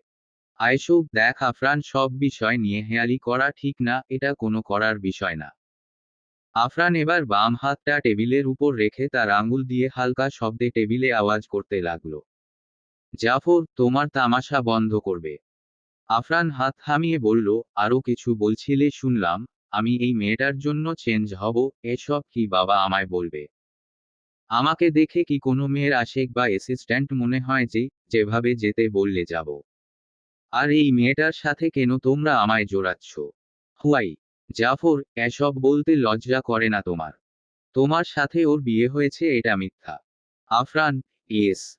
আমি কেন এটাকে বিয়ে করব? কোন দিক দিয়ে পারফেক্ট মনে হয় আমার সাথে? বাড়ি থেকে পালিয়ে গিয়ে কিলারদের সাথে চলাফেরা করেছে, হাজারটা ছেলের সাথে ঘুরে বেরিয়েছে, এমন একটা আমার বউ। কিভাবে ভাবলে? জাফর, সত্যি বলছো তো? আফরান, অবভিয়াসলি, কোনো সন্দেহ আছে? স্পষ্টভাবে বলে দিলাম, আর যেন ফালতু কথা আমার শুনতে না হয়। জাফর, ওকে, তুমি যেতে পারো। আফরান আর এক সেকেন্ড নষ্ট না করে উঠে দাঁড়িয়ে হাঁটা ধরল। আরিয়ার চোখে জল নেই, তবে ব্যথার ছাপ স্পষ্ট, হয়তো কারো সামনে কাঁদতে চাচ্ছে না। আফরান গেইট অবধি যাওয়ার পর এমন একটা কথা শুনতে পারবে এটা মোটেও ভাবেনি। জাফর সাহেব আফরান উঠে যাওয়ার সাথে সাথেই বলল, আমার হাতে ভালো ছেলে আছে খলিল। মামুনি যখন ফিরে এসেছে, আমি চাই আমার মামনির যেন এলন সময় পার করতে না হয়, তাছাড়া দ্বিতীয়বার কোনো ডিপ্রেশন হতে না হয়। তোমরা বললে আজই পাত্রপক্ষ আসবে। খলিল সাহেব, আমিও তাহলে সেটাই ভালো মনে করছি ভাইজান। আফরান যেমন ভাবে বের হয়েছিল ঠিক তেমন ভাবেই ভেতরে আসলো আবার। জাফর সাহেব, তোমার আবার কি হলো? কাজ নেই? এই তো বলছিলে সময় নেই। আফরান সিঁড়ি বেয়ে উপরে উঠতে উঠতে বলল। আফরান চৌধুরী কারো কথার আনসার দেয় না। সামিরা, ভাইয়া কি সত্যি বলছে? তবে সেদিন কিসের কাগজপত্র ছিল সেগুলো? আরিয়া, একটু একা থাকতে দিবি? সামিরা বুঝল আরিয়ার মন খারাপ, তাই কথা না বাড়িয়ে রুম ছাড়ল। সামিরা যেতেই আরিয়ার এতক্ষণের জমিয়ে রাখা অশ্রু গড়গড় করে পড়তে লাগলো। আমি তো স্পষ্ট দেখলাম উনার সাথে আমার ম্যারেজ সার্টিফিকেট, তাহলে মিথ্যে কেন বললেন আপনি? এমন করছেন কেন? বিকেলবেলা আকাশ বরাবরের রোদহীন আলোকিত, কিন্তু আকাশটা পরিষ্কার নয়। বাতাসে গাছপালাগুলো একটার সাথে আরেকটা বাড়ি খেয়ে ঝুম শব্দ হচ্ছে, এখনই বোধহয় বৃষ্টি নামবে। আরিয়া সামিরা প্রেমা একটু আগেই এসেছে সময়টা উপভোগ করতে, কিন্তু আরিয়ার মুড অফ দেখে তারাও আপাতত চুপচাপ শরীরে স্নিগ্ধ হাওয়ার অনুভব নিচ্ছে। দূর থেকে কিছু পাতাও এসে পড়ছে ছাদে। আরিয়া অন্যমনস্ক হয়ে কিছু ভেবে চলছে। গুড়ি গুড়ি বৃষ্টি শুরু হয়েছে। প্রেমা বলল, শামু চলে যাই, ছাদ থেকে বৃষ্টি পড়ছে। সামিরা, হ্যাঁ ঠিক বলছিস, এখন সময়টা বৃষ্টি ভেজা ঠিক হবে না, অসুস্থ হয়ে যাব। আরু চল। আরিয়া ভাবনা থেকে ফিরে এসে বলল, আমি ভিজব, তোরা যা। সামিরা, কি বলছিস, আরু জ্বর আসবে। আরিয়া, ওষুধ খেয়ে নিলেই চলবে। সামিরা কিছু বলতে যায়, কিন্তু আকাশ যেন তার এখন সীমা ছাড়িয়ে প্রবল বৃষ্টির বাধা ভেঙে দিয়েছে। শশ শব্দে বৃষ্টি পড়ছে। প্রেমা 1 মিনিটও না দাঁড়িয়ে সামিরার হাত ধরে একটু দৌড়ে সিঁড়িতে গিয়ে দাঁড়িয়ে বলল, থাক, ও একটু মন ফ্রেশ করুক, ঠিক হয়ে যাবে। সামিরা, কিন্তু আরু তো অসুস্থ হয়ে পড়বে। প্রেমা, সামান্যতে কিছু হবে না। তাছাড়া বৃষ্টি ভিজলে মনটাও ভালো থাকে। সামিরা কথা বাড়ালো না, আরিয়ার দিকে তাকিয়ে দীর্ঘশ্বাস ফেলল। প্রেমা, ছেলে কি কালকেই দেখতে আসবে? সামিরা প্রেমার কথাটা প্রথমে না বুঝলেও একটু ব্যবধান মুহূর্তে বুঝে গেল আরিয়ার কথা যে বলছে। চাচা তো তাই বলল। প্রেমা, আমার মনে হয় চাচা ঠিক সিদ্ধান্তই নিয়েছে। সামিরা, সিদ্ধান্ত সঠিক হলেও আমার মনে হচ্ছে এসব শুধু শুধু সময় নষ্ট করছে বাবা। প্রেমা, কেন তোর এমন কেন মনে হচ্ছে? সামিরা, আফরান ভাইয়াকে চিনিস তুই? আমি ভালো করেই চিনি, দেখে নিস। আমার মনে হচ্ছে ভাইয়া ইচ্ছে করেই সকালে এসব বলেছে, কিন্তু কেন সেটা বলতে পারবো না। সিঁড়িতে পায়ের শব্দ পেয়ে প্রেমা সামিরা পেছনে তাকায়, আফরানকে দেখে একবার ঢোক গেলে। আফরান কিছু না বলে পাশ কেটে সামনে আসে। সামিরা প্রেমা সেখান দাঁড়িয়ে থাকার ক্ষমতা হারায়। দ্রুত পায়ে জায়গা ছাড়ে। নিশ্চয়ই আফরানের সামনে তারা এভাবে কলা গাছের মতো দাঁড়িয়ে দাঁড়িয়ে এদের ঝগড়া কিংবা প্রেম দেখবে না। আরিয়া এখনো আফরানকে দেখেনি। পরনে আজ সাদা রাউন্ড জামাটাই ছিল। ওড়না গলায় ঝুলানো। চুলগুলো ছেড়ে দেওয়া, বৃষ্টিতে ভিজার কারণে জামাটা শরীরে লেপ্টে আছে। আফরান ফোনেই ফলো করে যাচ্ছে সারাদিন এই মেয়েকে। আজ অফিসে তো যাওয়াই হয়নি, তানভীরকে বলেছে সামলে নিতে সবটা। সারাদিন রুমে বসে বসে ফোনে এই মেয়েকে দেখেছে কি কি পাগলামো করতে পারে। আফরান এখানে আসতো না, বাধ্য হয়েই আসতে হয়েছে এক প্রকার। বৃষ্টি যে ভিজলে এই মেয়ের যে জ্বর উঠবে এই মেয়ে কি জানে না? তাহলে কেন এখনো ফিরল না? দুদিনেই এত সুখ পালন করছে, আর আমাকে যে 3টা বছর করিয়েছে এই মেয়ে এটার হিসেব করেছে? তখন তো এসব কিছুই ভাবেনি এই মেয়ে নিজের মতো চলেছে, যা ইচ্ছা করেছে। কখনো একটু মনে করেছে? করেনি তো, তবে সে কেন চেষ্টা করেও পারছে না? আফরান গম্ভীর কণ্ঠে বলল, ওখান থেকে আসবি নাকি মার খাবি? আফরানের গলা শুনে আরিয়া ভয় কেঁপে উঠে ঘুরে তাকায় আরিয়া। বৃষ্টির পানিতে চুলগুলো থেকে টপকে পানি পড়ছে। আরিয়াকে এতটা স্পষ্ট অবলোকন করা যাচ্ছে না দূর থেকে। আফরান একটু চেঁচিয়ে রুট গলায় বলল, মার খাওয়ার ইচ্ছে হয়েছে আবার তোর? ভালো চাইলে এক্ষুনি চলে আসো। আরিয়া কিছু বলল না, তবে একটু ভয় পেল মনে হয়। আফরান, কি বললাম শুনিসনি? 5 সেকেন্ডের মধ্যে ওখান থেকে আসবি, নয়তো আমাকে যদি ওখানে যেতে হয় তবে কি হবে ভাবতে পারছিস না আরু? আরিয়া তবুও কথা বলল না, শুধু চোখ দুটো একটু কিঞ্চিত চোট করে একদৃষ্টে তাকিয়ে রইল। আরিয়ার হেলদুল না পেয়ে আফরানের যে রাগ উঠেছে সেটা স্পষ্ট বুঝা না গেলেও কপালের ফুলে উঠা নীলচে আকারের রোগগুলোই জানান দিচ্ছে। এই মেয়ে কখনো তার বাধ্য হবে না, কখনো না। কথার মূল্যই দিতে জানে না এই মেয়ে। শুধু শরীর খারাপ করুক একটু, তারপর ওটাকে এমন হাল বানাবো কখনো ভুলবে না। ভালোভাবে বললে তো শুনবে না এই মেয়ে। কথাগুলো ভেবে আফরান আর 1 সেকেন্ডও দাঁড়িয়ে না থেকে দ্রুত পায়ে আরিয়ার কাছে যেতে লাগলো। আরিয়া এখনো এভাবেই দাঁড়িয়ে আছে। তবে নিজের ভেতরে এক আকাশ সমান অভিযোগের পাহাড় বানিয়েছে, মুখের দিকে তাকালেই উপলব্ধি করা যায়। আফরান আরিয়ার সামনে দাঁড়িয়ে ডান হাতটা খিঁচে ধরে চাপা স্বরে বলল, কথা বুঝিস না কি বলি? শরীরে যদি আর একটু কিছু হয় তবে এই শরীর যেটুকু থাকবে ওটাকেও নিঃশেষ করে দিব, বুঝলি? কথাটা শেষ করে আফরান আরিয়াকে নিয়ে যাওয়ার জন্য পা বাড়ায়। কিন্তু আরিয়া জায়গায় ঠায় দাঁড়িয়ে থাকে শক্ত হয়ে। আফরান জিভ দিয়ে ডান গাল ঠেসে ধরে তাচ্ছিল্যের হাসি হেসে আরিয়ার দিকে তাকিয়ে বলল, সোজা কথা মাথায় ঢুকে না তাই না? দুটো থাপ্পড় গালে পড়লেই ঠিক হয়ে যাবে, কথাটা বলে আরিয়ার হাত ছেড়ে থাপ্পড় বসাতে চায় কিন্তু হাত উপরে উঠতেই ভেতরটা ছ্যাঁতো করে উঠে, কলিজা কেঁপে উঠে। আরিয়ার চোখের জলের সাথে বৃষ্টি মিক্সড হয়ে যাওয়ার বিষয়টা লক্ষ্য করে। চোখ দুটো একটু লাল হয়ে আছে। চেহারায় আক্রমণাত্মক বেপরোয়া আক্ষেপের ছাপ জমে আফরানের, কিন্তু এ দুদিন তো এভাবে কাঁদতে দেখেও এতটা মায়া হয়নি, তবে আজ হঠাৎ কেন হোপিনটা জ্বলছে। মনে হচ্ছে খসে পড়ছে ভেতরের সবটা। সঙ্গে সঙ্গে হাত নামিয়ে আরিয়ার দু বাহুতে হাত রেখে উদ্গ্রীব কণ্ঠে বলতে লাগলো, হ্যাঁ। কি হয়েছে তোর? আরিয়া আফরানের চোখে একদৃষ্টিতে তাকিয়েই আছে, এই বুঝি ঠোঁট উল্টে কেঁদে ফেলবে এক্ষুনি। যেটার তাপমাত্রা আফরানের সহ্য হবার নয় এখন, সেটা আফরান ভালোভাবেই বুঝতে পারছে। এক মুহূর্তও সময় নষ্ট না করে দুহাতে আরিয়াকে একটানে নিজের বুকের সাথে মিশিয়ে নেয়। আফরানের এক হাত মাথায়, অন্য হাত পিঠ জড়িয়ে আছে আরিয়াকে। আফরানের বুক কাঁপছে, এমন কেন হচ্ছে তার জানা নেই, তবে এই মুহূর্তে আরুকে এভাবে একদম সহ্য করতে পারছে না, এটুকুই জানে শুধু। কি হয়েছে? এভাবে কাঁদছো কেন? আরিয়াও সঙ্গে সঙ্গে দুহাতে আফরানের পিঠ জড়িয়ে ধরে শক্ত করে, ভেতরের সবটা কষ্ট উগলে ফেলে এবার আওয়াজ করেই ঠোঁট ভেঙে কাঁদতে লাগলো। আফরানের কোথাও একটা ভীষণ ব্যথার ছাপ অনুভব করল। এভাবে কাঁদছিস কেন? আমাকে কি এভাবেই পুড়িয়ে জ্বালিয়ে একদম ছিন্ন করে ফেলতে চাচ্ছিস নাকি আজব তো? আরিয়ার মুখে তবুও কথা নেই, শুধু কান্নার আওয়াজ। আফরান এবার ধমকিয়ে বলল, থাকবি নাকি ছাদ থেকে ফেলে দিব সেটা বল, আর একবার আওয়াজ পাই শুধু, এখান থেকেই একদম ছুঁড়ে মারব নিচে, চিনিস আমাকে? আরিয়ার তবুও কোনো কথা নেই মুখে, বরং এ কথা বলার পর আরো শক্ত করে আফরানের পিঠ জড়িয়ে ধরে। আফরানের এবার রাগ হচ্ছে, এই মেয়ে কেন বুঝতেছে না তাকে। তার ভেতরটা জ্বলে পুড়ে ছারখার হয়ে যাচ্ছে। আজ এত মায়া হচ্ছে কেন এই ন্যাকা মেয়েটার উপর। আফরান এবার বুক থেকে আরিয়াকে সরিয়ে সামনে আনে। আরিয়া এখনো হেঁচকি তুলে কেঁদেই যাচ্ছে নিচের দিকে তাকিয়ে। আফরান এবার একটু জোরে ধমকিয়ে বলল, চুপ। একদম চুপ। আর একটু আওয়াজ করলে কি করব তুই? এটুকু বলতেই ছাদের দরজার কাছ থেকে আওয়াজ আসলো, হয়তো কেউ আসছে উপরে। আফরান সেদিকে এক পলক তাকিয়ে আচমকাই আরিয়ার ডান হাতটা ধরে চোট করে নিজের পেছনে নিয়ে আসলো। আরিয়া ঠিক বুঝলো না, তবে সামনে আসতে চাইল, কিন্তু আফরান দুহাতে পেছনে আরিয়াকে শক্ত করে ধরে আছে, যার কারণে আরিয়া আসতেও পারছে না। তুই এখানে কি করছিস? আমি সত্যি দেখছি তো।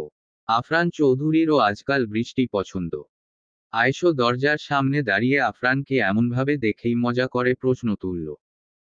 আফরান শুধু কপাল কুঁচকে তাকিয়ে আছে। শরীরে কালো শার্ট ভিজে, পুরো বডি স্পষ্ট। শার্টের উপরের বোতামটা খোলা, বেশ আকর্ষণীয় লাগছে। এমনভাবে কখনো আফরানকে দেখেনি আয়েশো। আফরানের শরীরের পেছনে পাতলা, শুকনো, স্লিম শরীরের আরিয়াকে দেখার কোনো চান্স নেই। তবে অল্প স্বল্প হাতের কিছু অংশ আর নিচ থেকে একটু সেলোয়ারটা দৃশ্যমান।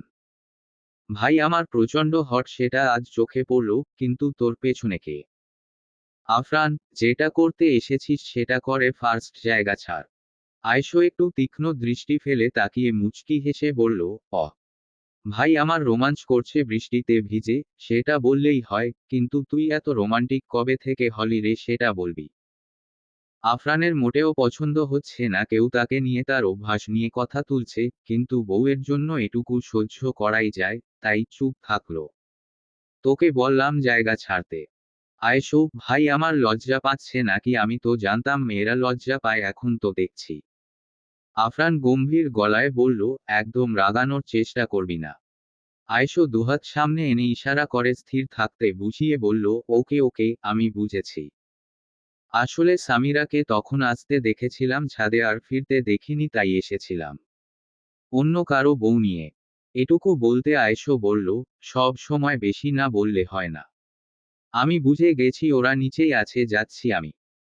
কথাটা বলে আয়েশো নিচে নামতে নামতে এবার শব্দ করেই হাসতে হাসতে একটু জোরে বলতছ লাগলো, ভাই চালিয়ে যা, তোর ছেলেকে আমার মেয়ের জন্য বরাদ্দ করে রাখলাম শুনেছিস? So first. আফরান কপাল কুঁচকায়, এদের সময় অসময় নেই কিছু। কথাটা ফিসফিস করে বলেই আরিয়াকে ছেড়ে দেয়। আরিয়া ছাড়া পেয়ে আফরানের শক্ত হাতের স্পর্শ জায়গাগুলোতে ঘষতে লাগলো। আফরান আরিয়ার দিকে ফিরে বলল, ব্যথা পেয়েছো? আরিয়া চুপচাপ দেখে দেখে হালকা ভাবে স্লাইড করে যাচ্ছে। আফরান আকস্মিক আরিয়াকে দুহাতে কোলে তুলে নিয়ে সামনের দিকে হাঁটা ধরে। আরিয়ার কাছে বিষয়টা ধোঁয়াশার মতো লাগলো, কিছুই বুঝল না, না চাইতেও আফরানের গলা পেঁচিয়ে ধরে দুহাতে। সেকেন্ড কয়েক পর নিজের অবস্থান বুঝে নামার জন্য ছটফট করে বলে, নামিয়ে দিন আমায়। কি করছেন? আফরান বিরক্ত হয়ে কপাল কুঁচকে আরিয়ার দিকে তাকাতেই আরিয়ার একদম শান্ত হয়ে রইল। লাস্ট সিঁড়ি অবধি পৌঁছে চারদিকে একবার চোখ বুলিয়ে আবার হাঁটা ধরল।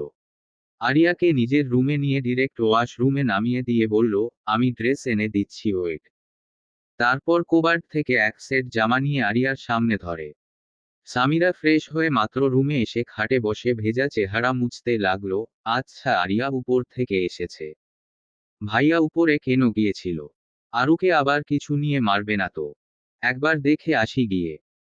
কথাটা বলেই খাট থেকে উঠে তোয়ালেটা পাশে রেখে লম্বা চুলগুলো হাত খোপা করতে করতে আয়নার সামনে দাঁড়িয়ে দীর্ঘশ্বাস ফেলে উড়নাটা খাটের উপর থেকে হাতে নিয়ে পড়তে যাবে তার আগেই পেছনে দরজায় আওয়াজ পেয়ে তাকায়। অনাকাঙ্ক্ষিত ব্যক্তিটিকে এখানে হঠাৎ করে একটু ভয় পেয়ে এক কদম পিছিয়ে বলল, কখন আসলেন আপনি? আয়েশো দরজাটা আটকিয়ে সামিরার দিকে আসতে আসতে বলল, ওয়াশরুমে কত ঘন্টা সময় খরচ করিস বলবি? তাহলে আর এতক্ষণ ওয়েট করতে হবে না। সামিরা, হোয়াট? কি সব বলছেন? আয়েশো সামিরার কাছে এসে হাত থেকে উড়না নিয়ে বলল, কানে সমস্যা আছে নাকি তোর? আয়েশের হঠাৎ আগমনে সামিরা উড়নাটা গায়ে জোড়াতেই ভুলে গিয়েছিল। স্মরণে আসতেই দুহাত ক্রস করে আয়েশোকে পেছনে ফেলে ঘুরে যায়। কি করছেন, উড়নাটা দিন। আয়েশো, দরজা খুলেই উড়না না জড়িয়ে কাজ করিস, মাথায় কি কিছু আছে নাকি নেই? সামিরা, সব সময় তো এমনই চলি, কিন্তু আপনি আজ এমন ভাবে এসে পড়বেন আমি কি জানতাম নাকি? আয়েশো, আমি কি আমার কথা বলেছি? যে কেউ তো আসতে পারে, তাই না? সামিরা, মেয়েদের রুমে আসার আগে সবাই অনুমতি নেওয়ার প্রয়োজন মনে করে, কিন্তু আপনি হয়তো ভুলে গিয়েছেন তাই। আয়েশো, তুই কি বলতে চাচ্ছিস যে তোর রুমে আসতে হলে আমার অনুমতি নিতে হবে? Like seriously? হাজব্যান্ড তার ওয়াইফকে দেখার হলেও পারমিশন লাগবে? শেষের কথাটার জন্য স্বামীরা মোটেও প্রস্তুত ছিল না, উনি আবার কবে থেকে ওয়াইফ ভাবতে শুরু করেছেন। আয়েশো পেছনে থেকেই উড়নাটা স্বামীরার গলায় ঝুলিয়ে দিয়ে হঠাৎই স্বামীরার দু কাঁধে হাত রেখে আস্তে করে আয়নার দিকে ঘুরিয়ে সেখানেই চোখ রেখে স্বামীরার চঞ্চলতা জড়ানো মুখখানায় তাকিয়ে মৃদু হাসল। সামিরা উপর দিকে তাকাতেই আয়নাতে তাকাতেই আয়েশের চোখাচোখি হলো। চার দৃষ্টি একত্র হতেই স্বামীরা সাথে সাথে চোখ ফিরিয়ে নেয়। আয়েশো আবারও হাসল। সামিরার শরীরে হালকা কম্পন সৃষ্টি হয়, কি করবে বুঝতে পারছে না। আয়েশো এবার কাঁধ থেকে হাত সরিয়ে বলল, হয়েছে, এখন এদিকে তাকা। সামিরা এবার সামনেই ফিরছে না, কেন যেন আজ খুব লজ্জাবতী নামক জিনিসটা নিজের পাশে বসাতে চাচ্ছে। কিন্তু হঠাৎ এত লজ্জা কেন হচ্ছে তার সেটা জানা নেই, তবে এই মুহূর্তে আয়েশের দিকে তাকাতে পারবে না, শুধু এটাই জানে। আয়েশো সামিরার অবস্থা বুঝে ইচ্ছে করেই আরেকটু লজ্জায় ফেলতে বলল, শুনেছি বউদের লজ্জা ভাঙাতে পারে একমাত্র হাজব্যান্ডরাই। আমিও ভাবছি বুঝলি তোর লজ্জাটা একটু। কথাটা বলতেই সামিরা সঙ্গে সঙ্গে সামনে ফিরে আয়েশের মুখের উপর চেপে ধরে বলল, সব সময় আপনি এসব কথা বলেন কেন? ইচ্ছে করেই বলেন তাই না? দেখুন, আমি একটু উপরে যাব, আপনার কথা শুনাল এখন ইচ্ছে নেই। আর এসব কেমন কথা হুম? আয়েশো সামিরার হাতটা মুখ থেকে সরিয়ে দিয়ে বলল, ভেবেছিলাম তোর লজ্জা আছে, এখন তো দেখছি লজ্জার লোটাও নেই তোর মাঝে। সামিরা বিরক্ত হয়ে বলল, বাজে কথা বন্ধ করুন বলছি। আয়েশো, ভুল বলেছি নাকি, না হলে মেয়ে হয়ে ছেলেদের শরীরে কিভাবে হাত দিস? সামিরা, আমি কার সাথে কি করলাম, কখন করলাম, আজব তো। আয়েশো, এই তো মাত্র আমার সাথেই জোরাজুরি করছিলি। সামিরা, আপনার সাথে কথা বলেই লাভ নেই। কথাটা বলে উড়নাটা ভালো করে গলায় জড়িয়ে বলল, আমি উপরে যাচ্ছি, আপনি এখন যেতে পারেন। আরু হয়তো এখনো উপরেই আছে। আয়েশো, ও, আরিয়ার জন্য উপরে যাচ্ছিস? ওরা তো এখন রোমাঞ্চ করতে ব্যস্ত, তোর ওদের রোমাঞ্চ দেখতে আগ্রহী, এই কারণেই যাচ্ছিস? সামিরা, ছি, আপনার দেখছি একটুও বুদ্ধি কথা শেষ করার আগেই আয়েশো সামিরার কোমর জড়িয়ে ধরে চোখে চোখ রেখে বলতে লাগলো, শামু দেখ, আমি সত্যিই সরি। ইচ্ছে করে তোকে আঘাত দিতে চাইনি, ট্রাস্ট মি। তোকে আমি কখন নিজের সবটা জুড়ে জড়িয়ে নিয়েছি সেটা বলতে পারবো না, তবে প্রথমে একটু রাগ ছিল, কিন্তু তোর প্রতি নয়, সেটা বিয়েটার প্রতি। কখন তোকে ভালো লাগতে শুরু করেছে আমি জানি না। এই মুহূর্তে শুধু ভালো লাগা নয় শামু, ভালোবাসি আমি আমার স্ত্রীকে, থাকতে চাই তার সাথে। তোর প্রতিটা মুহূর্তের আঘাতের শাস্তি হিসেবে আমাকে যা করতে বলবি বা যা কিছু শাস্তি দিবি সবটা মেনে নেব। একবার বল শুধু, এটার বিনিময়ে আমাকে মাফ করে দিবি? যত কঠিন হোক সেটা করব আমি।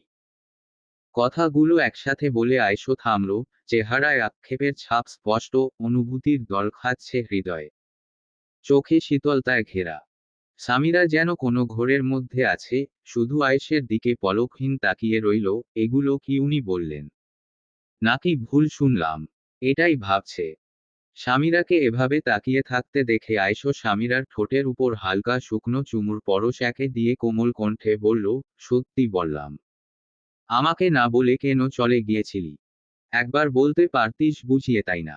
যাওয়ার পর কতটা ডিপ্রেশনে ছিলাম তোর ধারণা আছে? কখনো খোঁজ নিয়েছিস? অথচ বলেছিস তুই ভালোবাসিস আমায়। বলিসনি সেদিন, আমি তোর প্রিয় মানুষ। সামিরা আনমনেই বলল, কখন বললাম? আয়েশো, সেদিন বাবা যখন অসুস্থ হয়েছিল এসেছিলি, বলেছিলি প্রিয় মানুষের দেওয়া অল্প আঘাতগুলো অনেক মনে হয়েছে তোর কাছে। সামিরা নিশ্চুপ। আয়েশো, আমি ভেবেছিলাম হঠাৎ বিয়েটা তুইও মানতে পারিসনি, কিন্তু আমি ভুল ছিলাম। যখন দেখলাম তুই বাড়ি থেকে সত্যি চলে গিয়েছিলি বুঝে গিয়েছিলাম সবটা। তোর ভেতরে অপ্রকাশিত অনুভূতিগুলো আমার মতোই ছিল। সামিরা বিস্ময়কর দৃষ্টিতে তাকিয়ে রইল, কিছু বলা হয়নি অথচ সব কিছু নিজেই বুঝে নিয়েছে আয়েশো। বিষয়টা সত্যিই খুব বিস্মিত করার মতোই ছিল। আচ্ছা, উনি সত্যি বলছেন এগুলো? মনে মনে আয়েশো সামিরার নীরবতা দেখে নিম্ন গলায় বলল, মিথ্যে নয়, কিছু সমু সত্যি বলছি। সামিরা যেন আরেকটু হতভম্ব হয়। আয়েশো, কিছু তো বল, যে কোনো শাস্তি দে, মেনে নিব নির্দ্বিধায়। সামিরা এবার নিজেকে ভাবনা থেকে ফিরিয়ে এনে আয়েশের থেকে চোখ ফিরিয়ে ছোটার জন্য কাচুমাচু করা শুরু করে দিল। আয়েশো, শাস্তি দিয়ে নিজের কাছে নিবি, নয়তো এভাবেই থাকবো, ছাড়বো না। আমি বুঝে গিয়েছি দূরত্বতা দিয়ে সম্পর্ক ঠিক করা যাবে না। বাট আমি তোর সাথে সম্পর্কটা ঠিক করতে চাই। সামিরা কি বলবে তার জানা নেই, এই মুহূর্তে তার মুখ থেকে একটা শব্দও বের হবে না। এই লোকটা কি কি বুঝতে পারছে না? আয়েশো, বল কি করতে হবে, তারপর ক্ষমা করবি? সামিরার হার্টবিটের আওয়াজ যেন বেড়েই চলেছে প্রতি মুহূর্তে। লোকটাকে কিভাবে বুঝাবে তার নিঃশ্বাস আটকে আসছে, সবটা যে হঠাৎ করেই নিতে পারছে না। আয়েশো এদিকে ছাড়ছেই না সব কথার এক কথা, সম্পর্ক স্বাভাবিক যতক্ষণ না হবে ততক্ষণ এভাবেই থাকবে। মিনিট কয়েক পর সামিরা ব্যর্থ হয়েই বলে উঠল, বলছি আমি, কিন্তু আগে ছাড়ুন। আয়েশো, আগে বল তারপর। সামিরা, আরে বুঝতেছেন না কেন আমাকে? আয়েশো, কে বলল বুঝতেছি না? তোর হার্টবিট পুরো 100 হয়ে আছে, বেশ বুঝতেছি। পিওর ভার্জিন বউ পাইছি, এমন তো হবেই, যার শরীরে আমার ছোঁয়া প্রথম হয়েছে আর শেষটাও আমার হবে। সামিরা, চুপ করবেন আপনি? আয়েশো, তাহলে বল শাস্তি কি নিব নাকি দিব? সামিরা, আজব তো, কি শাস্তি দিব আমি? প্রয়োজন নেই। আয়েশো, তাহলে বল প্রথমের সব কিছু ভুলে যাবি। সামিরা, আরে আপনি এমন কেন, ছাড়ুন বলছি। যেতে দিন। আয়েশো, তুই শাস্তি না দিলে কিন্তু আমি তোকে শাস্তি দিব। কোনটা চাস? সামিরা এখন কি শাস্তি দেবে? নিজের প্রিয় মানুষটি যখন নিজের সব অনুভূতি প্রকাশ করে ক্ষমা চায়, তার প্রতি কি আর অভিযোগ থাকে? থাকে না তো, কেন বুঝতেছেন না উনি? মনে মনে আয়েশো, বলছিস না কেন? নয়তো কিন্তু আমি শাস্তি দিব, কথাটা মাথায় আছে? সামিরা কোনো কিছু না ভেবেই বলে দেয়, ঠিক আছে, আপনি শাস্তি দেবেন, এখন ছাড়ুন।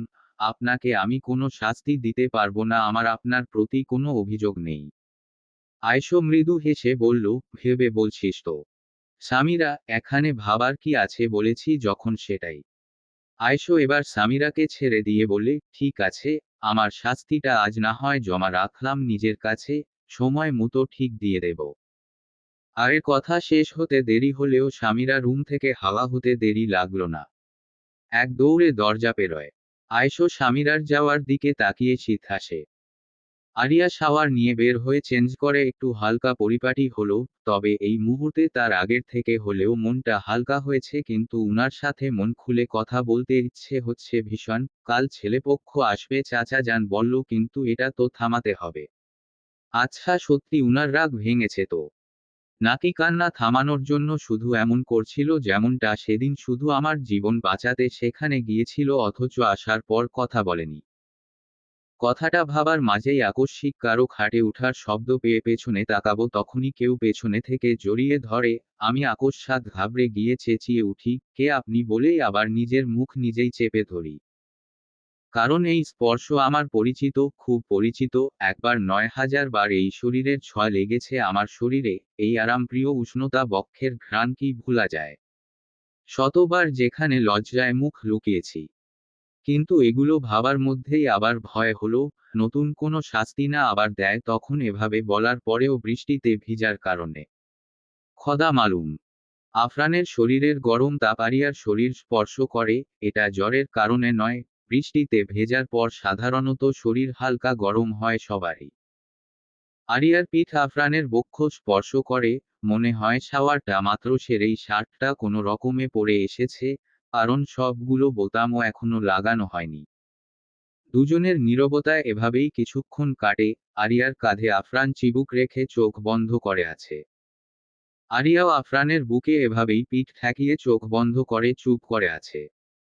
হ্যাঁ সত্যিই খুব প্রশান্তময় এই উপভোগ, এই স্থান বড়ই শান্তিপ্রিয়। নীরবতা কাটিয়ে আফরান কোমল কণ্ঠে বলল, খুব বেশি কষ্ট দিয়ে ফেলেছি। আরিয়া এবার চোখ খুলে আফরানের থেকে নিজেকে ছাড়িয়ে সামনে ফিরতে চাইল, কিন্তু আফরান এভাবেই শক্ত করে ধরে আছে। আরিয়াকে ফিরতে দিল না। আরিয়া বুঝল আফরান এভাবেই থাকতে চাচ্ছে, তাই বাড়াবাড়ি করল না। আফরান শান্ত গলায় বলল, খুব বেশি বকে দিয়েছি। অনেক কষ্ট পেয়েছো। আরিয়া কিছু বলল না। আফরান, উত্তর দাও। আরিয়ার চোখে জল ছলছল করে উঠে, কিন্তু সস্থান পেরোয় না জল। আফরান, কথা বলো। আরিয়া চোখ মুছে বলল, আপনি খুব বাজে ভাবে সবার সামনে অপমান করেছেন। মিথ্যে বলেছেন।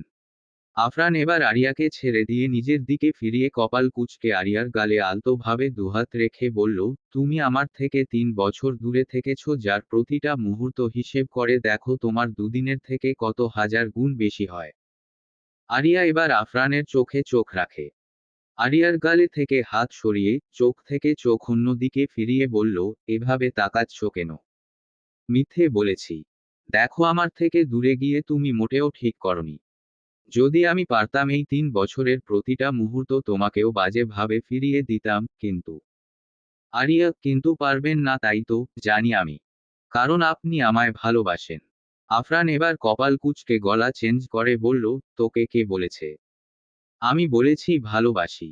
আর এসব আজগুবি ভালোবাসা বলতে কি বুঝাতে চাচ্ছিস?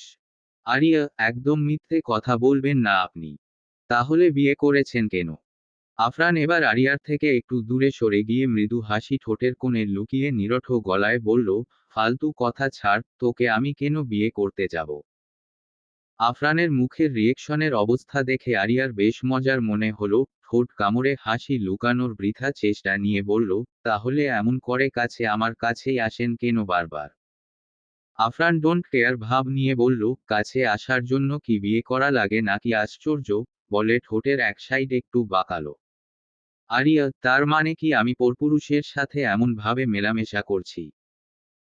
আরিয়ার কথাটা শুনে আফরানের মুড মুহূর্তেই চেঞ্জ হয়ে গেল। সঙ্গে সঙ্গে চোখ দুটি লাল হয়ে আসলো। ঘাড়টা একবার দুদিকে ঘুরিয়ে চাপা স্বরে দাঁতে দাঁত চেপে আরিয়ার কাছে এসে বা গালে এক হাতে চেপে শক্ত হাতে ধরে বলতে লাগলো, মুডটা নষ্ট করিস না। নয়তো তোর জন্য ভালো হবে না। শুন, এই সম্পর্কের মাঝে I mean you and me, এই দুইটা শব্দের মাঝে মেরের শব্দটা কিছুতেই বাধা হতে পারে না। বিয়ে করলেও তুই আমার, না করলেও তোকে আমার কাছেই থাকতে হবে, বুঝলি কি বললাম? এই দুইটা শব্দ কোনো কিছুর জন্য আলাদা হতে পারে না। So two word is two word. তৃতীয় কোনো কারণে যদি এটাকে আলাদা হতে হয় তবে ওই তৃতীয় জিনিসটাকে আমি মানি না। আর পরপুরুষ শব্দটা আমি ছাড়া পৃথিবীর সব পুরুষের পাশে বসাবি ওকে।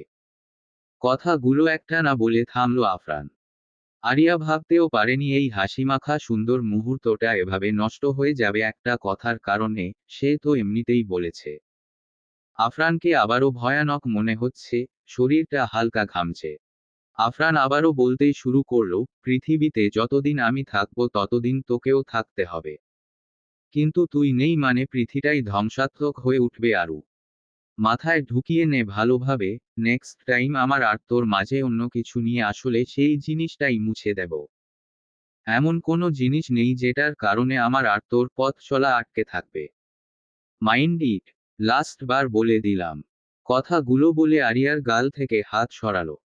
আরিয়ার শরীরের কাঁপুনি প্রতি মুহূর্তে বাড়ছে ভয়ের কারণে। এতক্ষণ আফরানের হাত আরিয়ার যেই গাল চেপে ধরেছিল, জায়গাটাতে পুরো 4টে আঙুল বসে গেছে, লাল হয়ে স্পষ্টভাবে দেখা যাচ্ছে। আফরান সেদিকে তোয়াক্কা না করে খাট থেকে নেমে পাশ থেকে এক গ্লাস পানি মুখে দিয়ে একটু পানি করে আরিয়ার দিকে ধরল। আরিয়া 1 সেকেন্ডও দেরি না করে আফরানের হাত থেকে গ্লাসটা নিয়ে ঠকঠক করে একশ্বাসে গিলল সবটা পানি। হাতের কম্পনের ফলে গ্লাসটা পর্যন্ত কাঁপছে। কিভাবে একটা মানুষ এতটা ওভার রিয়েক্ট করতে পারে সামান্যতে? আফরান আরিয়ার হাত থেকে গ্লাসটা নিয়ে সজায়গাতে রেখে ফার্স্ট এইড বক্সটার থেকে ছোট একটা পানি জাতীয় ওষুধ এনে একটু হাতে নিয়ে আবার আগের জায়গাতে এসে আরিয়ার পাশে বসে সেটা গালের ব্যথা তুর জায়গাতে স্লাইড করে লাগিয়ে দিতে লাগলো। আরিয়া একবার ঢুকে গেলে এই সাইকো লোকটার কাজ দেখছে শুধু। ওষুধ লাগানো শেষ করে আফরান বিরক্ত কণ্ঠে নিয়ে আরিয়াকে বলল, শুধু শুধু কেন মাথা গরম করে দিস? আরিয়া নিজেকে স্বাভাবিক করার চেষ্টা করে অভিমানী কণ্ঠে বলল, কি এমন বলেছি আমি? এভাবে রিয়েক্ট করার কি ছিল? আফরান কথা না বাড়িয়ে আরিয়ার গলার নিচ থেকে চুলে হাত রেখে আলতোভাবে ছুঁয়ে কপালে পরশ এঁকে দিয়ে বলল, আমি জানি না আমি কি করেছি, শুধু জানি তোমাকে আমার কাছেই থাকতে হবে, এর মাঝে অন্য কিছু নিয়ে আসবে না। তোমার মুখে আমি পরপুরুষ শব্দটা আমার ভেতরে হিংস্রতা নিয়ে এসেছিল। বুঝবে না তুমি? কথাটা শেষ করে আরিয়াকে কোলে তুলে নিয়ে দুহাতে জড়িয়ে ধরে কাঁধে থুতনি রাখে আফরান। আরিয়া, আমি এখন আগের মতো ছোট নেই ভাইয়া। আফরান আরিয়ার গালে নিজ গাল মিশিয়ে বলল, শেষের ভাইয়া শব্দটা বাদ দিবি। আর তুই ছোট নাকি বড় হয়েছিস সেটা আমি বুঝবো, তোকে বলতে হবে। আরিয়া মুচকি হেসে বলল, কেন বললে কি হবে? আর তাছাড়া কি বলে ডাকবো? আফরান, সেটা তুই ঠিক করবি আমি কি জানি, কিন্তু ওটা একদম মুখে নিবি না। মনে নেই সেই প্রথম দিনের থাপ্পড়ের কথা? আবার খেতে চাস? আরিয়া, ঠিক বুঝলাম না, কিসের কথা বললেন? আফরান, এখানে যখন এসেছিলি ভাইয়া ডাকার কারণে মার খেয়েছিলি প্রথম। কথাটা বলেই আফরান একটু হালকা শব্দে হাসল। আরিয়া একটু অবাক হয়, উনি এমন করে হাসতেও পারেন। কি সুন্দর উনার এই হাসির আওয়াজ। কথাটা ভেবে নিজেও মুচকি হাসল। একটু আগের সবটা নিমিষেই যেন দুজনের দূরত্বতা স্বাভাবিক করে দিল। একটা কথা জিজ্ঞেস করব? আফরান আরিয়াকে আরেকটু ভালোভাবে নিজের সাথে মিশিয়ে বলল, বলো। আরিয়া, আপনি আমাকে কখন থেকে ভালোবাসেন? সত্যি বলবেন, একদম মিথ্যা বলা চলবে না কিন্তু। আফরান আরিয়ার গালে ঠোঁট ছুঁয়ে বলল, হঠাৎ এটা কেন মনে হলো? কেনই বা হবে না? এই বাড়িতে প্রথম আসার পর আমাকে শুধু শুধু মেরেছেন, এমনকি আমাকে রক্তাক্ত পর্যন্ত করেছেন, শরীরে ব্লেডের দাগগুলো এখনো প্রকাশিত। তারপর আপনি বিদেশ চলে গেলেন, আবার 4 বছর পর ফিরে এসে হঠাৎ করেই কাছে আসছেন, নিজেই বকাঝকা করেছেন, নিজেই যত্ন নিয়েছেন। এসব কিছুর ভিত্তিতে কি আমার মনে এইটুকু প্রশ্ন জাগতে পারে না? আফরান আরিয়ার ছোট হাতখানা নিজের হাতে নিয়ে স্লাইড করতে করতে বললেন, তা তো অবশ্যই হতে পারে, কিন্তু উত্তর দেওয়াটা কি খুব জরুরি? অবশ্যই জরুরি, প্লিজ প্লিজ বলুন না। শীত হেসে আফরান বলল, আমি তোকে ভালোবাসি না। আফরানের মুখে থেকে কথাটা শুনে আরিয়া একটু নাখোশ হয়ে নিজের হাতটা আফরান হাত থেকে সরিয়ে দিয়ে বলল, আমি যাব, ছেড়ে দিন আমাকে। আফরান এবার আষ্টেপৃষ্ঠে জড়িয়ে নিয়ে আবারও আরিয়ার হাতটা নিজের হাতে বদ্ধ করে কাঁধের সাইডের চুলগুলোতে নিজেকে আড়াল করে বলল, রাগ করেছ? দেখো আরু, আমি তোমাকে ভালোবাসি না। ভালোবাসা চাইলেই পাওয়া যায় না, ভালোবাসতে অনেক মহৎ হতে হয়, স্যাক্রিফাইস করতে হয়। আমি এসব কিছুই এখন আর পারবো না তোমার জন্য, যেমনটা আরো 15 বছর আগে হয়েছে। আপনি কি আমাকে একটু বুঝিয়ে বলতে পারবেন? সব সময় আপনার কথার আমার বুঝতে অসুবিধা হয়। আফরান, তোমার বয়স যখন 56 তখন থেকে তুমি আমাকে প্রচণ্ড জ্বালাতন করতে, তোমার আম্মুর চেয়ে আমার কাছেই তুমি থাকতে ভালোবাসতে। কিন্তু এমন করেই কখন তোমার প্রতি আলাদা ফিলিংস সৃষ্টি হয়েছে আমি জানি না আরু, তাই তোমার থেকে দূরে থাকার চেষ্টা করতাম কারণ তুমি ছোট হলেও আমার অনুভূতিগুলো মানতে নারাজ ছিল। এদিকে বিবেকের কাছে পিছিয়ে ছিলাম। যখন তোমার বয়স ৭৮ তখন আমার মা বাবা এখানে এসেছিল অথচ আমি তোমার জন্য আসতে চাচ্ছিলাম না, কিন্তু আমাকে তুমি একবারের জন্য সেদিন নিষেধ করনি অথচ আমি তোমার থেকে আবদারের আশা করছিলাম কিন্তু তুমি সেটাও করনি তাই আমিও সেদিন বিবেকের কাছেই নত স্বীকার করে নিজেকে বুঝিয়েছিলাম, কাছে থাকলেই ভালোবাসা হয় না দূর থেকেও ভালোবাসা যায়। তখন আমার বয়স হিসেবে যেটুকু বুঝেছিলাম সেটাই করেছিলাম। আমি ভেবেছিলাম আসার পর এসব ভুলে যাব তাছাড়া এটা তো অসম্ভব তুমি আমার চেয়ে অনেকটা ছোট। কিন্তু আসার পর বুঝলাম আমার জন্য তোমাকে না দেখে থাকাটা মারাত্মক বিচ্ছেদময় যন্ত্রণার চেয়েও বেশি ছিল। তার কিছুদিন পর মাও আমাদের ছেড়ে চলে যায়, যেটা আমরা জন্য কতটা অসহায়তা ছিল বুঝাতে পারবো না তোমাকে আমি। অতঃপর বুঝলাম স্যাক্রিফাইস জিনিসটা আমার সাথে যায় না। তাই নিজেকে চেঞ্জ করার চেষ্টা করলাম, যেমন ভাবে থাকলে দুর্বলতা নামক কোনো কিছু থাকবে না আমার জীবনে ততটাই গুছিয়ে নিলাম নিজেকে, কিন্তু হতে দিলে কোথায় আবার বেক করলে আমার কাছে, কিন্তু ততদিনে তোমার প্রতি আমার ভেতরে হিংস্রতার সৃষ্টি হয়। প্রচণ্ড অরাজকতা সৃষ্টি হয় তোমাকে নিয়ে আমার ভেতরে। তোমাকে দেখার ইচ্ছাও হতো না কিন্তু নিজেকে কন্ট্রোল করা এতটা সহজ ছিল না আমার জন্য। কিন্তু এই তীব্র ঘৃণার মাঝেও তোমার প্রতি বিশালতা কাজ করত কিভাবে সেটা আমার জানা নেই। তোমার শরীরে আমি এমনভাবে আঘাত করতে চাইনি, ট্রাস্ট মি। সেদিন রাতে তোমরা ছাদে বসে কথা বলছিলে মনে আছে?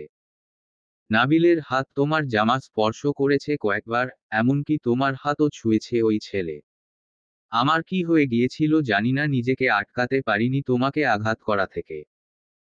তারপর আমি বুঝলাম যতই কাছে থাকবো তোমার প্রতি বিক্ষোভ থাকবেই, কখন আবার না চাইতেও আঘাত দিয়ে ফেলবো যেটার জন্য নিজেই আফসোস করব তার জন্য দেশ ছেড়েছিলাম। বাট সেটাও আমার জন্য বহন করা কষ্টসাধ্য হলো। আমি বুঝে নিয়েছিলাম তুমি ছাড়া আমার অস্তিত্ব আমি টিকিয়ে রাখতে পারবো না। তখনই ভেবে নিয়েছিলাম এবার ভালোবাসা নয়, যেভাবে রাখলে তুমি থাকতে বাধ্য হবে ঠিক সেভাবেই আমি তোমাকে রাখবো শুধুমাত্র আমার কাছে। তারপর আর কি বলবো, এই যে এখন তোমার কাছে আছি, তুমি আমার কাছে আছো, এর চেয়ে বেশি শান্তিময় প্রহর আমার জীবনে কখনো আসেনি, সত্যি বলছি। কথাগুলো একসাথে আস্তে ধীরে শেষ করে আফরান আবারও আরিয়ার চুলের থেকে ঠিক কানের একটু নিচ বরাবর ঘাড়ে চুমু খেল। আর কিছু জানতে চাও? আরিয়ার কোনো নিশ্চুপ। কি হলো বলো? আরিয়ার নীরবতা কাটল না। আফরান এবার কপাল কুঁচকে পেট থেকে হাত সরিয়ে নিজের দিকে ফিরাতে ফিরাতে বলল, কি হয়েছে, কথা বলছো না কেন? কথাটা বলেই আফরান একটু অবাক হয়, আরিয়া কাঁদছে। গাল পেরিয়ে বুকের উপর চোখের জল এক হচ্ছে। আফরান তরিত কণ্ঠে বলতে লাগল, হেও, এখন আবার কি হয়েছে তোর? কাঁদছিস কেন? আমি কিছু করেছি? কিন্তু এখন তো কিছু। কথা শেষ করতে দিল না আরিয়া, হঠাৎই আফরানের বুকের উপর ডান হাতের তালু দিয়ে থাপড়িয়ে বলতে লাগল, এই ছিল আপনার মনে? এটুকু বলে আবারও আরেকবার আফরানের বুকে হাতে আঘাত করে বলল, এই ছিল আপনার মনে? আগে কেন বলেননি আমায়? আমি তো এতটাও অবুঝ ছিলাম না, বুঝিয়ে বললে অবশ্যই বুঝতাম। এটুকু বলে আবারও আরেকবার আঘাত করে বলল, এতগুলো বছর ধরে এই তীব্র প্রণয় বুকে একে একাই বয়ে গেছেন আপনি, অথচ আমি কিছুই জানি না। আফরান আশ্চর্য হয়ে বলল, আরে কি হয়েছে কি? এমন ক।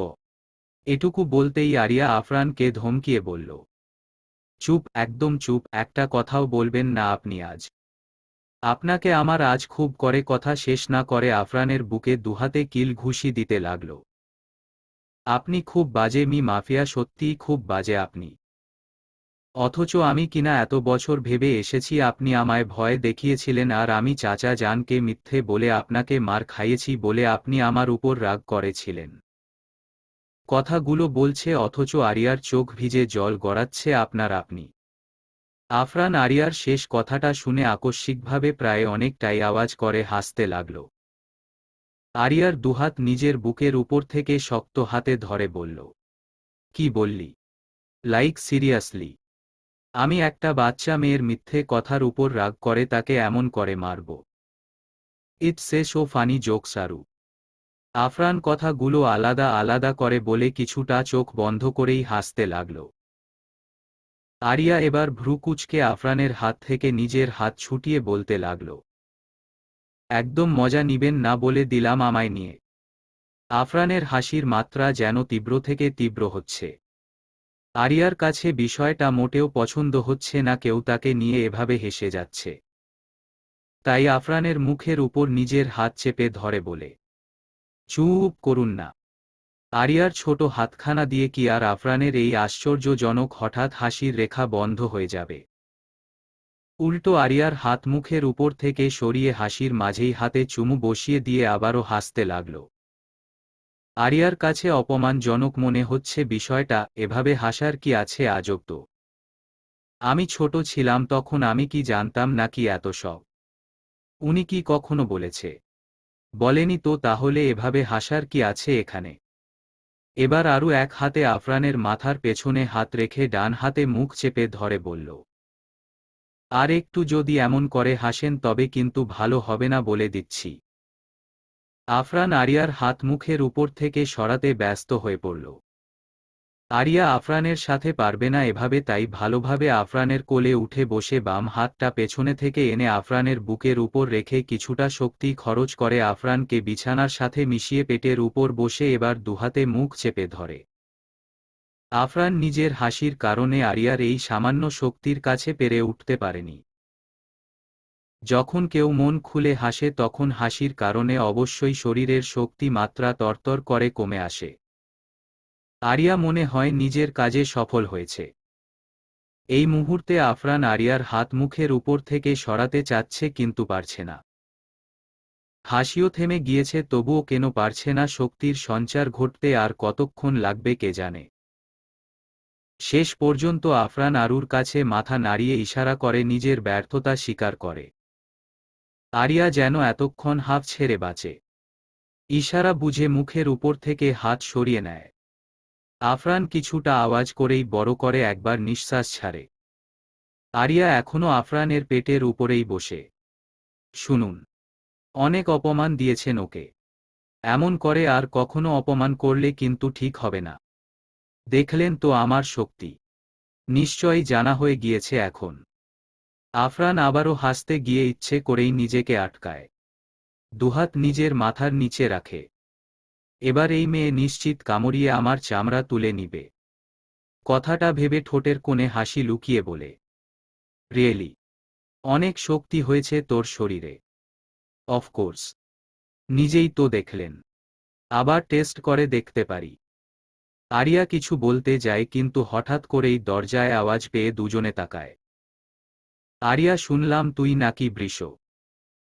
রহিমা বেগম এটুকু বলেই থেমে যায় না, এক প্রকার থামতে বাধ্য হয়। সামিরার থেকে শুনেছিল আরিয়া বৃষ্টি ভিজেছে, কথাটা শুনেই আরিয়ার কাছে আসে, কারণ আলিয়ার বৃষ্টি যে ভিজলে অসুস্থতা দেখা দেয় এটা রহিমা বেগমের ও অজানা নয়। কিন্তু এসে দরজাটা খুলেই যে এমন কিছু দেখতে পাবেন সেটা নিশ্চয়ই তিনি আশা করেননি। সঙ্গে সঙ্গে চুপসে গিয়ে পেছনে ফিরে দাঁড়ায়। আরিয়া নিজ মায়ের সামনে আরিয়া এমন ভাবে আছে বিষয়টা ভাবতেই চোখ মুখ খিচে বন্ধ করে নেয়। রহিমা বেগম এক সেকেন্ডও এখানে না দাঁড়িয়ে দ্রুত পায়ে রুম ছাড়ে। অবশ্য আফরানের এসবে কিছু যায় আসে না, কিন্তু বিষয়টা তার বউয়ের জন্য ভালো দেখায় না, তাই বিরক্ত হয় কিছুটা। মাথার নিচ থেকে হাত দুটো উঠিয়ে আরিয়াকে নিজের উপর থেকে নামিয়ে নিজে শোয়া থেকে উঠে বসে আরিয়াকে দুহাতে জড়িয়ে নিয়ে বলল, রিল্যাক্স, কিছু হয়নি, এসব কিছুই না। আরিয়া কোনো কথাই বলল না, হতাশা হয়ে এখনো চোখ বন্ধ করেই আছে। এক হাতে আফরানের গলা জড়িয়ে ধরে বুকে মুখ লুকায়। খানিকটা ফ্রেশ মুডে আছে আরিয়া, বারান্দায় দাঁড়িয়ে চাঁদের দিকে তাকিয়ে মিটিমিটি হাসছে, এক হাত গ্রিলের বাহিরে তাক করা গুড়ি গুড়ি বৃষ্টি ফোঁটাগুলো ছুঁয়ে দিচ্ছে আরিয়ার শরীর, বাতাসে আরিয়ার চুলগুলো হালকা উড়ছে, গলায় জড়ানো উড়নাটা বারবার ডিস্টার্ব করে যাচ্ছে, একবার এদিকে আরেকবার উল্টো বাতাসে অন্যদিকে দুল খাচ্ছে। মুখে মৃদু হাসি লেগেই আছে তখন থেকে। পেছনে থেকে সামিরা দরজা নক করে ভেতরে এসে আরিয়াকে না দেখে একবার আরু বলে ডাকল। আরিয়া সাড়া দিয়ে বলল, এখানে আছি। সামিরাও বারান্দায় গিয়ে আরুর পাশে দাঁড়িয়ে বলতে লাগল, শরীর খারাপ করছে নাকি? বলেছিলাম না বৃষ্টি স্নান দরকার নেই। আরিয়া উত্তর দেয় না, তবে দেখেই বোঝা যাচ্ছে আরিয়া বেশ খুশিতে আছে। সামিরাও একটু দুষ্টুমি করে বলল, তোকে কেমন যেন অন্যরকম লাগছে আজ। কি হয়েছে? সত্যি করে বল তো ভাইয়া তখন উপরে গিয়ে কি বলেছে? কথা বলেছে? নাকি অন্য কোনো কারণে? আরিয়া সামিরার দিকে তাকিয়ে মুখে একরাশ হাসি ফুটিয়ে বলল, উনি আমার সাথে কথা বলেছে, এমনকি আমি আজ উনার সাথে অন্য রকম সময় কাটিয়েছি। সামিরা একটু অবাক হয়ে বলল, সত্য বলছিস? নাকি মজা করছিস? সকালেই তো এমন ভাবে কথা বলছিল যেন তোকে চিনেই না। আরিয়া, যা করেছে আমার কারণেই করেছে, আমার দোষ এই কারণে করেছে। সামিরা ভ্রু দুটি উঁচিয়ে মাথা উপর নিচ করতে করতে বলল, ও তা এই মেজাজ কমানোর টিপসটা কি ছিল বলবি একটু? না মানে আগুন থেকে ডিরেক্ট পানি হয়ে গেল। আরিয়া মুচকি হেসে সামিরার সামনে থেকে রুমে আসতে আসতে বলল, আমি জানি কি। সামিরা আরিয়ার পিছু হেঁটে বলল, লজ্জায় লাল হয়ে যাচ্ছে তোর ফেইস আরু, সত্যি করে বল তো কি হয়েছে? সব কিছু ঠিক হয়েছে ভাইয়ার সাথে।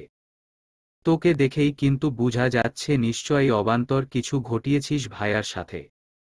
কথাটা বলে সামিরা মুখের উপর হাত রেখে দুষ্টু হাসি লুকানোর চেষ্টা করে।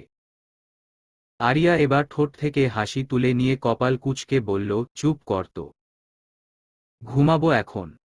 সামিরা, এখন কিসের ঘুম? মাত্রই তো 8:30টায় পড়েছে। আর খাবার খেতে ডাকছে সবাইকে। সামিরার মুখে কথাটা শুনে আরিয়া একবার ঢুকে গিলে বলল, আমি খাবো না। সামিরা, তোর আবার গলা চেঞ্জ হয়ে গেল কেন রে? আরিয়া এবার খাটের উপর বসে দুহাত একসাথে করে বলল, শামু, ভালো লাগছে না আমার। তুই যা এখান থেকে। সামিরা কপাল কুঁচকে কোনো কথা না বলে আরিয়ার ডান হাতটা ধরে বসা থেকে টানতে টানতে রুম থেকে নিয়ে যেতে লাগল। আরিয়া, আরে কি করছিস শামু, এভাবে কেউ ধরে নাকি? সামিরা, তাহলে খাবি না কেন বললি? তোর হাতটা ধরতেই বুঝতে পারছি শরীরে জ্বর এসেছে, খাবার না খেয়ে ওষুধ খাবি কি করে?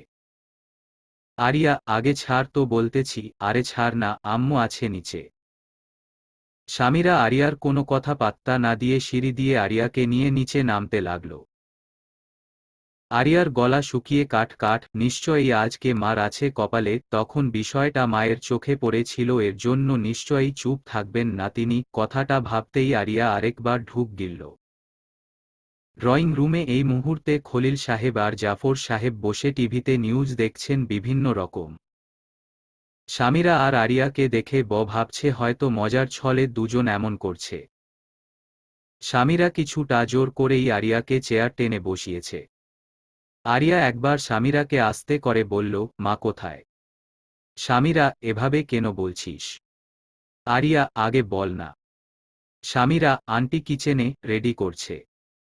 আরিয়া একবার কিচেন রুমে চোখ রেখে মাথাটা বাঁকিয়ে মাকে দেখে নিল। শামু, আমি উপরে চলে যাই, খাবারটা ওখানেই খাবো। সামিরা, তোর আজ কি হয়েছে বলবি? এমন করে ভয় পাচ্ছিস কেন? একটু আগেই তো দেখলাম সব ঠিক আছে। আরিয়া কথা না বলে বারবার কিচেনে চোখ রাখছে। রহিমা বেগম হাতে তরকারি বাটি নিয়ে কিচেন থেকে বের হতেই আরিয়াকে দেখে কেমন যেন অস্বাভাবিকভাবে নাক কুঁচকালেন। চেহারা সুরত মুহূর্তেই পাল্টে গেল। আরিয়া ভয়ে ঢোক গিলে চোখ সরিয়ে সামিরার দিকে তাকাতে গিয়ে চোখ যায় উপরে। রেলিংয়ে দুহাতে ভর দিয়ে এক হাত মুঠো করে থুতনিতে রেখে আরিয়ার দিকে তাকিয়ে মুচকি হাসছে আফরান। আরিয়া আফরানের দিকে তাকিয়ে কিছু ইশারা করল মায়ের দিকে। আফরান বিষয়টা স্বাভাবিকভাবে নিয়ে আগের মতোই দাঁড়িয়ে রইল। এদিকে আকস্মিক রহিমা বেগম দ্রুত পায়ে এসে হাত থেকে বাটিটা টেবিলে রেখে আরিয়ার ডান হাত ধরে চেয়ার থেকে তুলেই ঠাস আওয়াজ এতটাই জোরে হল যে টেলিভিশন থেকে চোখ তুলে জাফর খলিল সেদিকে তাকিয়ে বুঝার চেষ্টা করল কি হয়েছে। রহিমা বেগম, তোর মতো চরিত্রহীন মেয়ে আমি পেটে ধরেছি কথাটা ভাবতেই আমার ঘৃণা হচ্ছে। সত্যি করে বল তো কবে থেকে চলছে এসব? মাথায় কি একটুও বুদ্ধি নেই তোর? নাকি চরিত্রটাই নষ্ট করে বসেছিস যাওয়ার পরে? বল।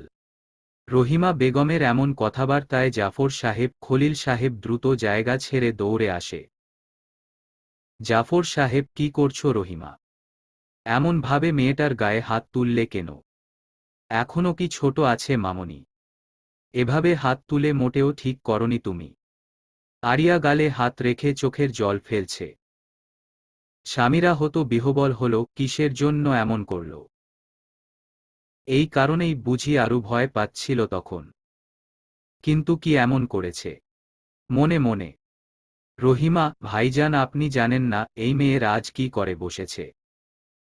চরিত্র কতটা নিচে নেমে গেছে এই মেয়ের। খলিল একটু নিরঠ গলায় বলল, রহিমা তুমি আমার মেয়ের গায়ে হাত তুলে ঠিক করনি। কিন্তু তুমি যে শুধু শুধু এমন আচরণ করবে না সেটাও আমি জানি। কি করেছে ও যে এভাবে হাত তুললে? পরিষ্কার করে বলবে একটু? রহিমা, এসব বলতেও আমার মুখে বাধছে, তোমাদের কি বলবো? সকালেই তো স্পষ্টভাবে ওই ছেলে বলে দিল আমার মেয়েকে বিয়ে করেনি নিঃসন্দেহে। আমার মেয়ের চরিত্রে পর্যন্ত আঙুল তুলেছে, তবে আমি আজ সন্ধ্যা রাতে কি দেখলাম? ওটা কি ভুল ছিল বল আরিয়া? আরিয়া ভয় কেঁপে উঠে মায়ের দিকে তাকাল। জাফর সাহেব আরিয়াকে নিজের কাছে নিয়ে বললেন, আমি জানি আমার মামনি এমন কিছুই করবে না রহিমা, তুমি ওর দিকে এভাবে কথা তুলতে পারো না। আরু মা, কি হয়েছে তুমি পরিষ্কার করে বলে দাও।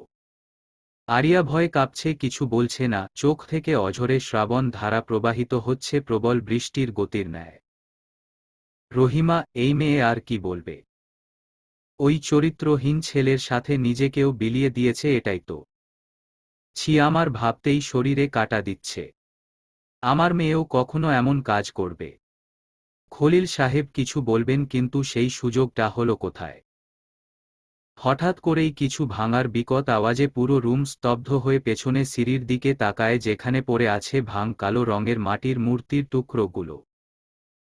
সবার দৃষ্টি মুহূর্তেই স্থান চেঞ্জ করে, নিচ থেকে ৩-৪টা সিঁড়ির দিকে যায়। আফরান দুহাত মুঠিবদ্ধ করে আছে, ডান হাতের তালু থেকে ফোঁটা ফোঁটা বিন্দু বিন্দু রক্ত পড়ছে, চোখ বেয়ে এক্ষুনি মনে হয় রক্তাশ্রু গড়াবে গালে। কপালের রগগুলো ভেসে আছে, ঘামের হালকা ছিটা কপাল জুড়ে, এই বুঝি সব কিছু ধ্বংস করে দিয়ে নিস্তার হবে, নয়তো কোনো উপায় নেই থামানোর, দেখেই স্পষ্টভাবে বোঝা যাচ্ছে। ভাঙচুরের শব্দ শুনে প্রেমা, সাদেক, আয়েশো সবাই নিজেদের রুম থেকে বেরিয়ে এসেছে, মাত্র এতক্ষণ কারও উপস্থিতি এখানে ছিল না। আফরান দ্রুত পায়ে নিচে নেমে প্রথমেই আরিয়ার মায়ের সামনে দাঁড়ায়। রহিমা বেগমের ভেতরে ভয়ের তুলপাড় নাড়া দিয়ে উঠছে, কিন্তু এই মুহূর্তে সেসব কিছুই কার্যকর নয়। অবশ্যই অন্যায় করেছে দুজন, অন্যায়ের কাছে মাথা নত করা কোনো উচিত না, তাছাড়া যেখানে তার মেয়েকে নিয়েই প্রশ্ন সেখানে তো তাকে কথা বলতেই হবে। ভেতর থেকে সমস্ত ভীত সংকুচ কাটিয়ে মুখ থেকে কিছু বলতে যাবেন, কিন্তু তার আগেই আফরান বাম হাতে টেবিলের উপর থেকে খাবারের সমস্ত কিছু স্লাইড আকারে হাত দিয়ে ফেলে দিয়ে দাঁতে দাঁত খিঁচে কর্কঠ স্বরে বলতে লাগলো, ওকে টাচ করার পারমিশন কে দিয়েছে? রহিমা বেগমের ভেতরে আবারও একটু ভয় কাজ করতে লাগলো, তবুও বলার চেষ্টা চালালো, এমন ভাব করছো যেন কিছুই কখনোই তুমি।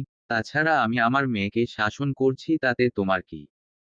তোমাকে তো মানুষ করতে পারেনি, তাই বলে আমার মেয়েকেও ছেড়ে দিতে পারি না অবশ্যই। একজন মেয়ের সাথে এমন কাজ করা কি তোমার কাছে স্বাভাবিক? রহিমা বেগমের কথা শেষ করতে না দিয়ে আফরান বলল, হাজব্যান্ড ওয়াইফ কি করবে না করবে সেটা কি অনুমতি নিতে হবে? আচ্ছা, বিষয়টা এমন নয় তো, আপনার হাজব্যান্ডের সাথে আপনি ফিজিক্যালি রিলেশনে যাওয়ার আগে আপনার মা বাবার পারমিশন নিতে হয়েছে? আই মিন আপনারা সেইটুকু বলতে পেছনে থেকে আয়েশো বলে উঠল, হ্যাঁ আফরান, কি বলছিস, মাথা ঠিক আছে? আর কি হয়েছে এখানে আমাকে বলবে? বাবা কি হয়েছে? আফরান এমন মিসবিহেভ করছে কেন? জাফর এবার আফরানের কাছে এসে বলতে লাগলো, মাথা ঠান্ডা করো আফরান, আর এমন কিছু তো হয়েছে যার কারণে রহিমা এমন করেছে, আর তুমি এ ধরনের কথা বলতে পারো না বড়দের সাথে। জাফর জানে মাথা গরম করে কথা বললে এই ছেলে বুঝবে না আর রাগের কারণটাও তার কাছে স্পষ্ট, তাই একটু শান্ত গলায় কথাটা বুঝালেন। আফরানের হাত থেকে এখনো রক্ত পড়ছে, ধ্বংসশীল চক্ষু একটু পলকও ফেলছে না রহিমা বেগমের উপর থেকে, একদৃষ্টে তাকিয়ে আছে যেন এটা কোনো আতঙ্ক এই মুহূর্তে সবার কাছে। আয়েশা আফরান আর রহিমা বেগমের মাঝে দাঁড়িয়ে বলল, বুঝতে পেরেছি আরুকে বকা দিয়েছে তাই তো। আগে শান্ত হ, পরে কথা বলি সেগুলো নিয়ে। আফরান, আমার কলিজায় আঘাত দেওয়ার সাহস দেখিয়েছে এই মহিলা, সেদিন এটাকে সেখানেই পুঁতে দেওয়া উচিত ছিল আমার, তাহলে আজ আমার বউয়ের ব্যথা লাগতো না এই মহিলার জন্য। আয়েশো, এমন করে কথা বলছিস কেন? আমাদের ছোট মা হয় আফরান। আফরানের চোখ টুপকে এক ফোঁটা পানি গড়ায় ফ্লোরে, মুখ সামলে কথা বল নয়তো তোর জন্য ও ভালো হবে না। আয়েশো, হ্যাঁ। রিল্যাক্স আফরান, কি সব বলছিস? মাথা ঠান্ডা কর। আফরান তীক্ষ্ণ দৃষ্টিতে রহিমা বেগমের দিকে তাকিয়ে বলল, সবাই কান খুলে শুনে রাখো, Aru is my wife, my life, my heart, কেউ কখনো কোনো কারণে একটা কথা আমার বউকে শুনালে এর ফলস্বরূপ বিষাক্ততা নিয়ে আসবে তার জীবনে, কল্পনাও করতে পারবে না আফরান চৌধুরী কতটা ভয়ঙ্কর। So be careful all members, it's my last warning. কথা শেষ করে আফরান আরিয়ার সামনে গিয়ে একটু মাথাটা নুয়ে চোখ মুছে দিতে লাগলো, কষ্ট হচ্ছে। আরিয়া হেঁচকি তুলে কেঁদেই যাচ্ছে। আরিয়ার এই চোখের জল আফরানের রাগ দীর্ঘ করে তুলছে। আফরান আরেকবার মাথা ঘুরিয়ে রহিমা বেগমের দিকে তাকিয়ে ঠোঁট জোড়া বাঁকা করে ডেভিল হাসে, কিন্তু কিছু বলে না। আফরানের এই নীরবতার অর্থ কি অন্য কিছু বুঝায়? আফরানের এই চাহনির অর্থ কি এই পর্যন্তই শেষ, নাকি অন্য কোনো কিছুর পূর্বাভাস? আফরান আবার ঘাড় ঘুরিয়ে আরিয়ার দিকে তাকিয়ে নিজে সোজা হয়ে এক হাতে আরিয়ার মাথায় হাত বুলিয়ে বলতে লাগলো, এখান থেকে চলো, উপরে গিয়ে কথা বলি।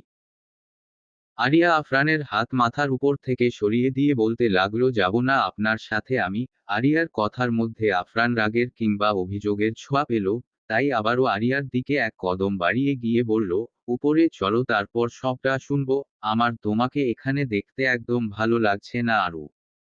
আরিয়া আবারও পিছনে চলে গিয়ে বলল, সবকিছু আপনার জন্য হয়েছে।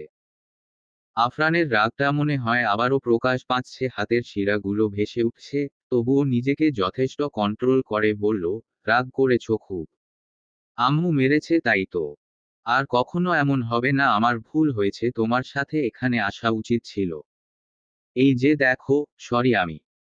আফরানের কথাগুলো শুনে উপস্থিত সবাই বাকরুদ্ধ, এমন ভাবে আফরানকে কখনো কথা বলতে শুনেনি, তাও সরি বলছে কাউকে। সবাই এক প্রকার ধাক্কা খায়, এমনটা দেখে, এই তো আগুনের মতো জ্বলছিল এতক্ষণ, এখন আবার চেঞ্জ হয়ে গেল, তাও এক মুহূর্তেই। নীরবতা কাটিয়ে জাফর সাহেব বলে উঠলেন, তুমি নিজেই তো সকালে জানিয়েছ মামনির সাথে বিয়ে হয়নি, তবে এখন হঠাৎ করেই কেন আবার স্ত্রী দাবি করছো? কোনটা বিশ্বাস করব?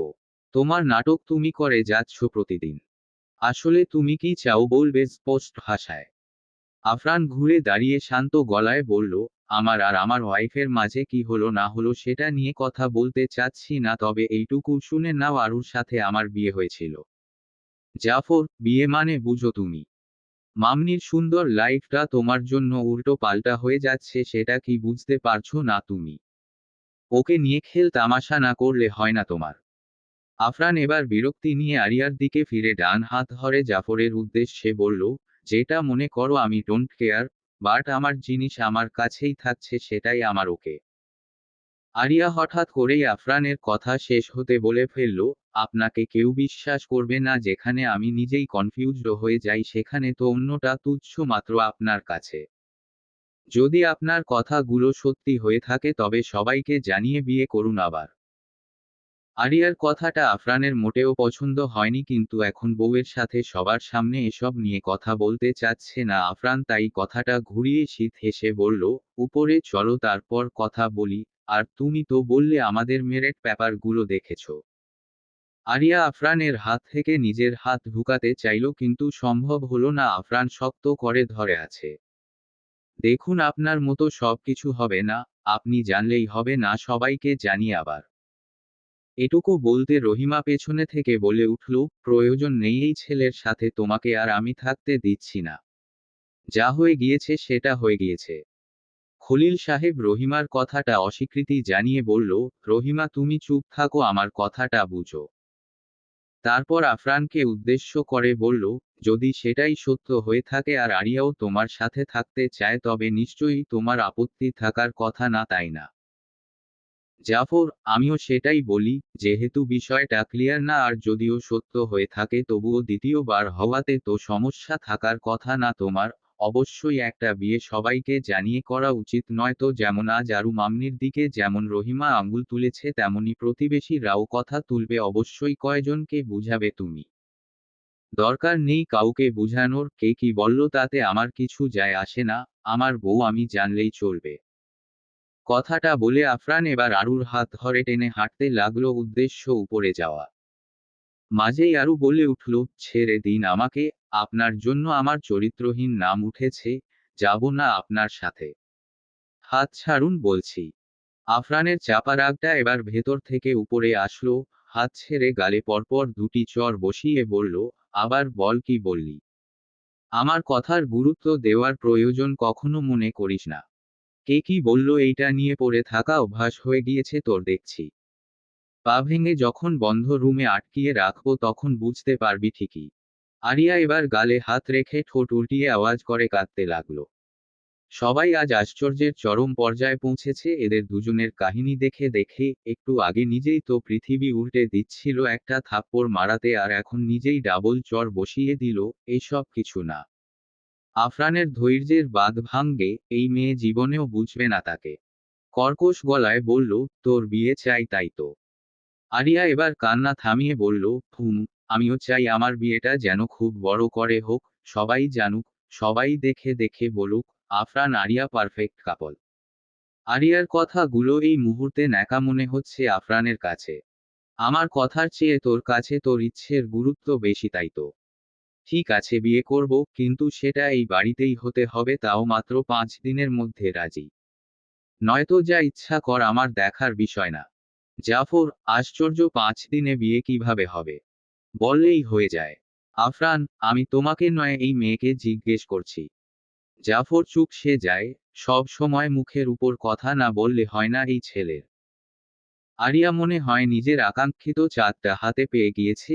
যেটার স্বপ্ন এত দিন ধরে বুনে এসেছে সেটা সত্যি হতে চলেছে, সেটা অল্প দিন হলে অল্প হোক, তাতে সমস্যা কি? সবাই তো অন্তত জানবে মি আফরান চৌধুরীর ওয়াইফ আরিয়া চৌধুরী। উফ, কথাটা ভাবতেই মুখে উজ্জ্বলার ছোঁয়া আসে। আমি জানি উনি রাগ করে বলছেন, কিন্তু পরেরটা পরে দেখা যাবে, আর উনি কতক্ষণই বা রাগ করে থাকতে পারবেন, নিশ্চয়ই কয়েক ঘন্টা মাত্র, তাতে কি হয়েছে? আফরান কপাল কুঁচকে বলল, বলবি কিছু? গেলাম আমি, তোর বিয়ে নিয়ে তুই থাক, যার সাথে ইচ্ছে বিয়ে কর, আমার সামনে কখনো আসবি না আর। কথাটা বলেই আফরান সামনে হাঁটা ধরল। আরিয়া পেছনে থেকে ডেকে বলল, ঠিক আছে, 5 দিন, সমস্যা নেই। আরিয়ার কথাটা আফরানের রাগের গতিসীমা আরো বাড়িয়ে দিল। একবারও পেছনে ফিরে না তাকিয়ে হনহন পায়ে দুহাত মুঠোবদ্ধ করে উপরে উঠে নিজের রুমে ঢুকে দরজাটা ঠাস করে বেশ খানিকটা আওয়াজ করেই আটকালো। সবার দৃষ্টি আফরানের দিকেই ছিল এতক্ষণ। চলবে। গল্প, মিমাফিয়া। লেখনীতে সুমাইয়া সাবিহা। 7ম পর্ব।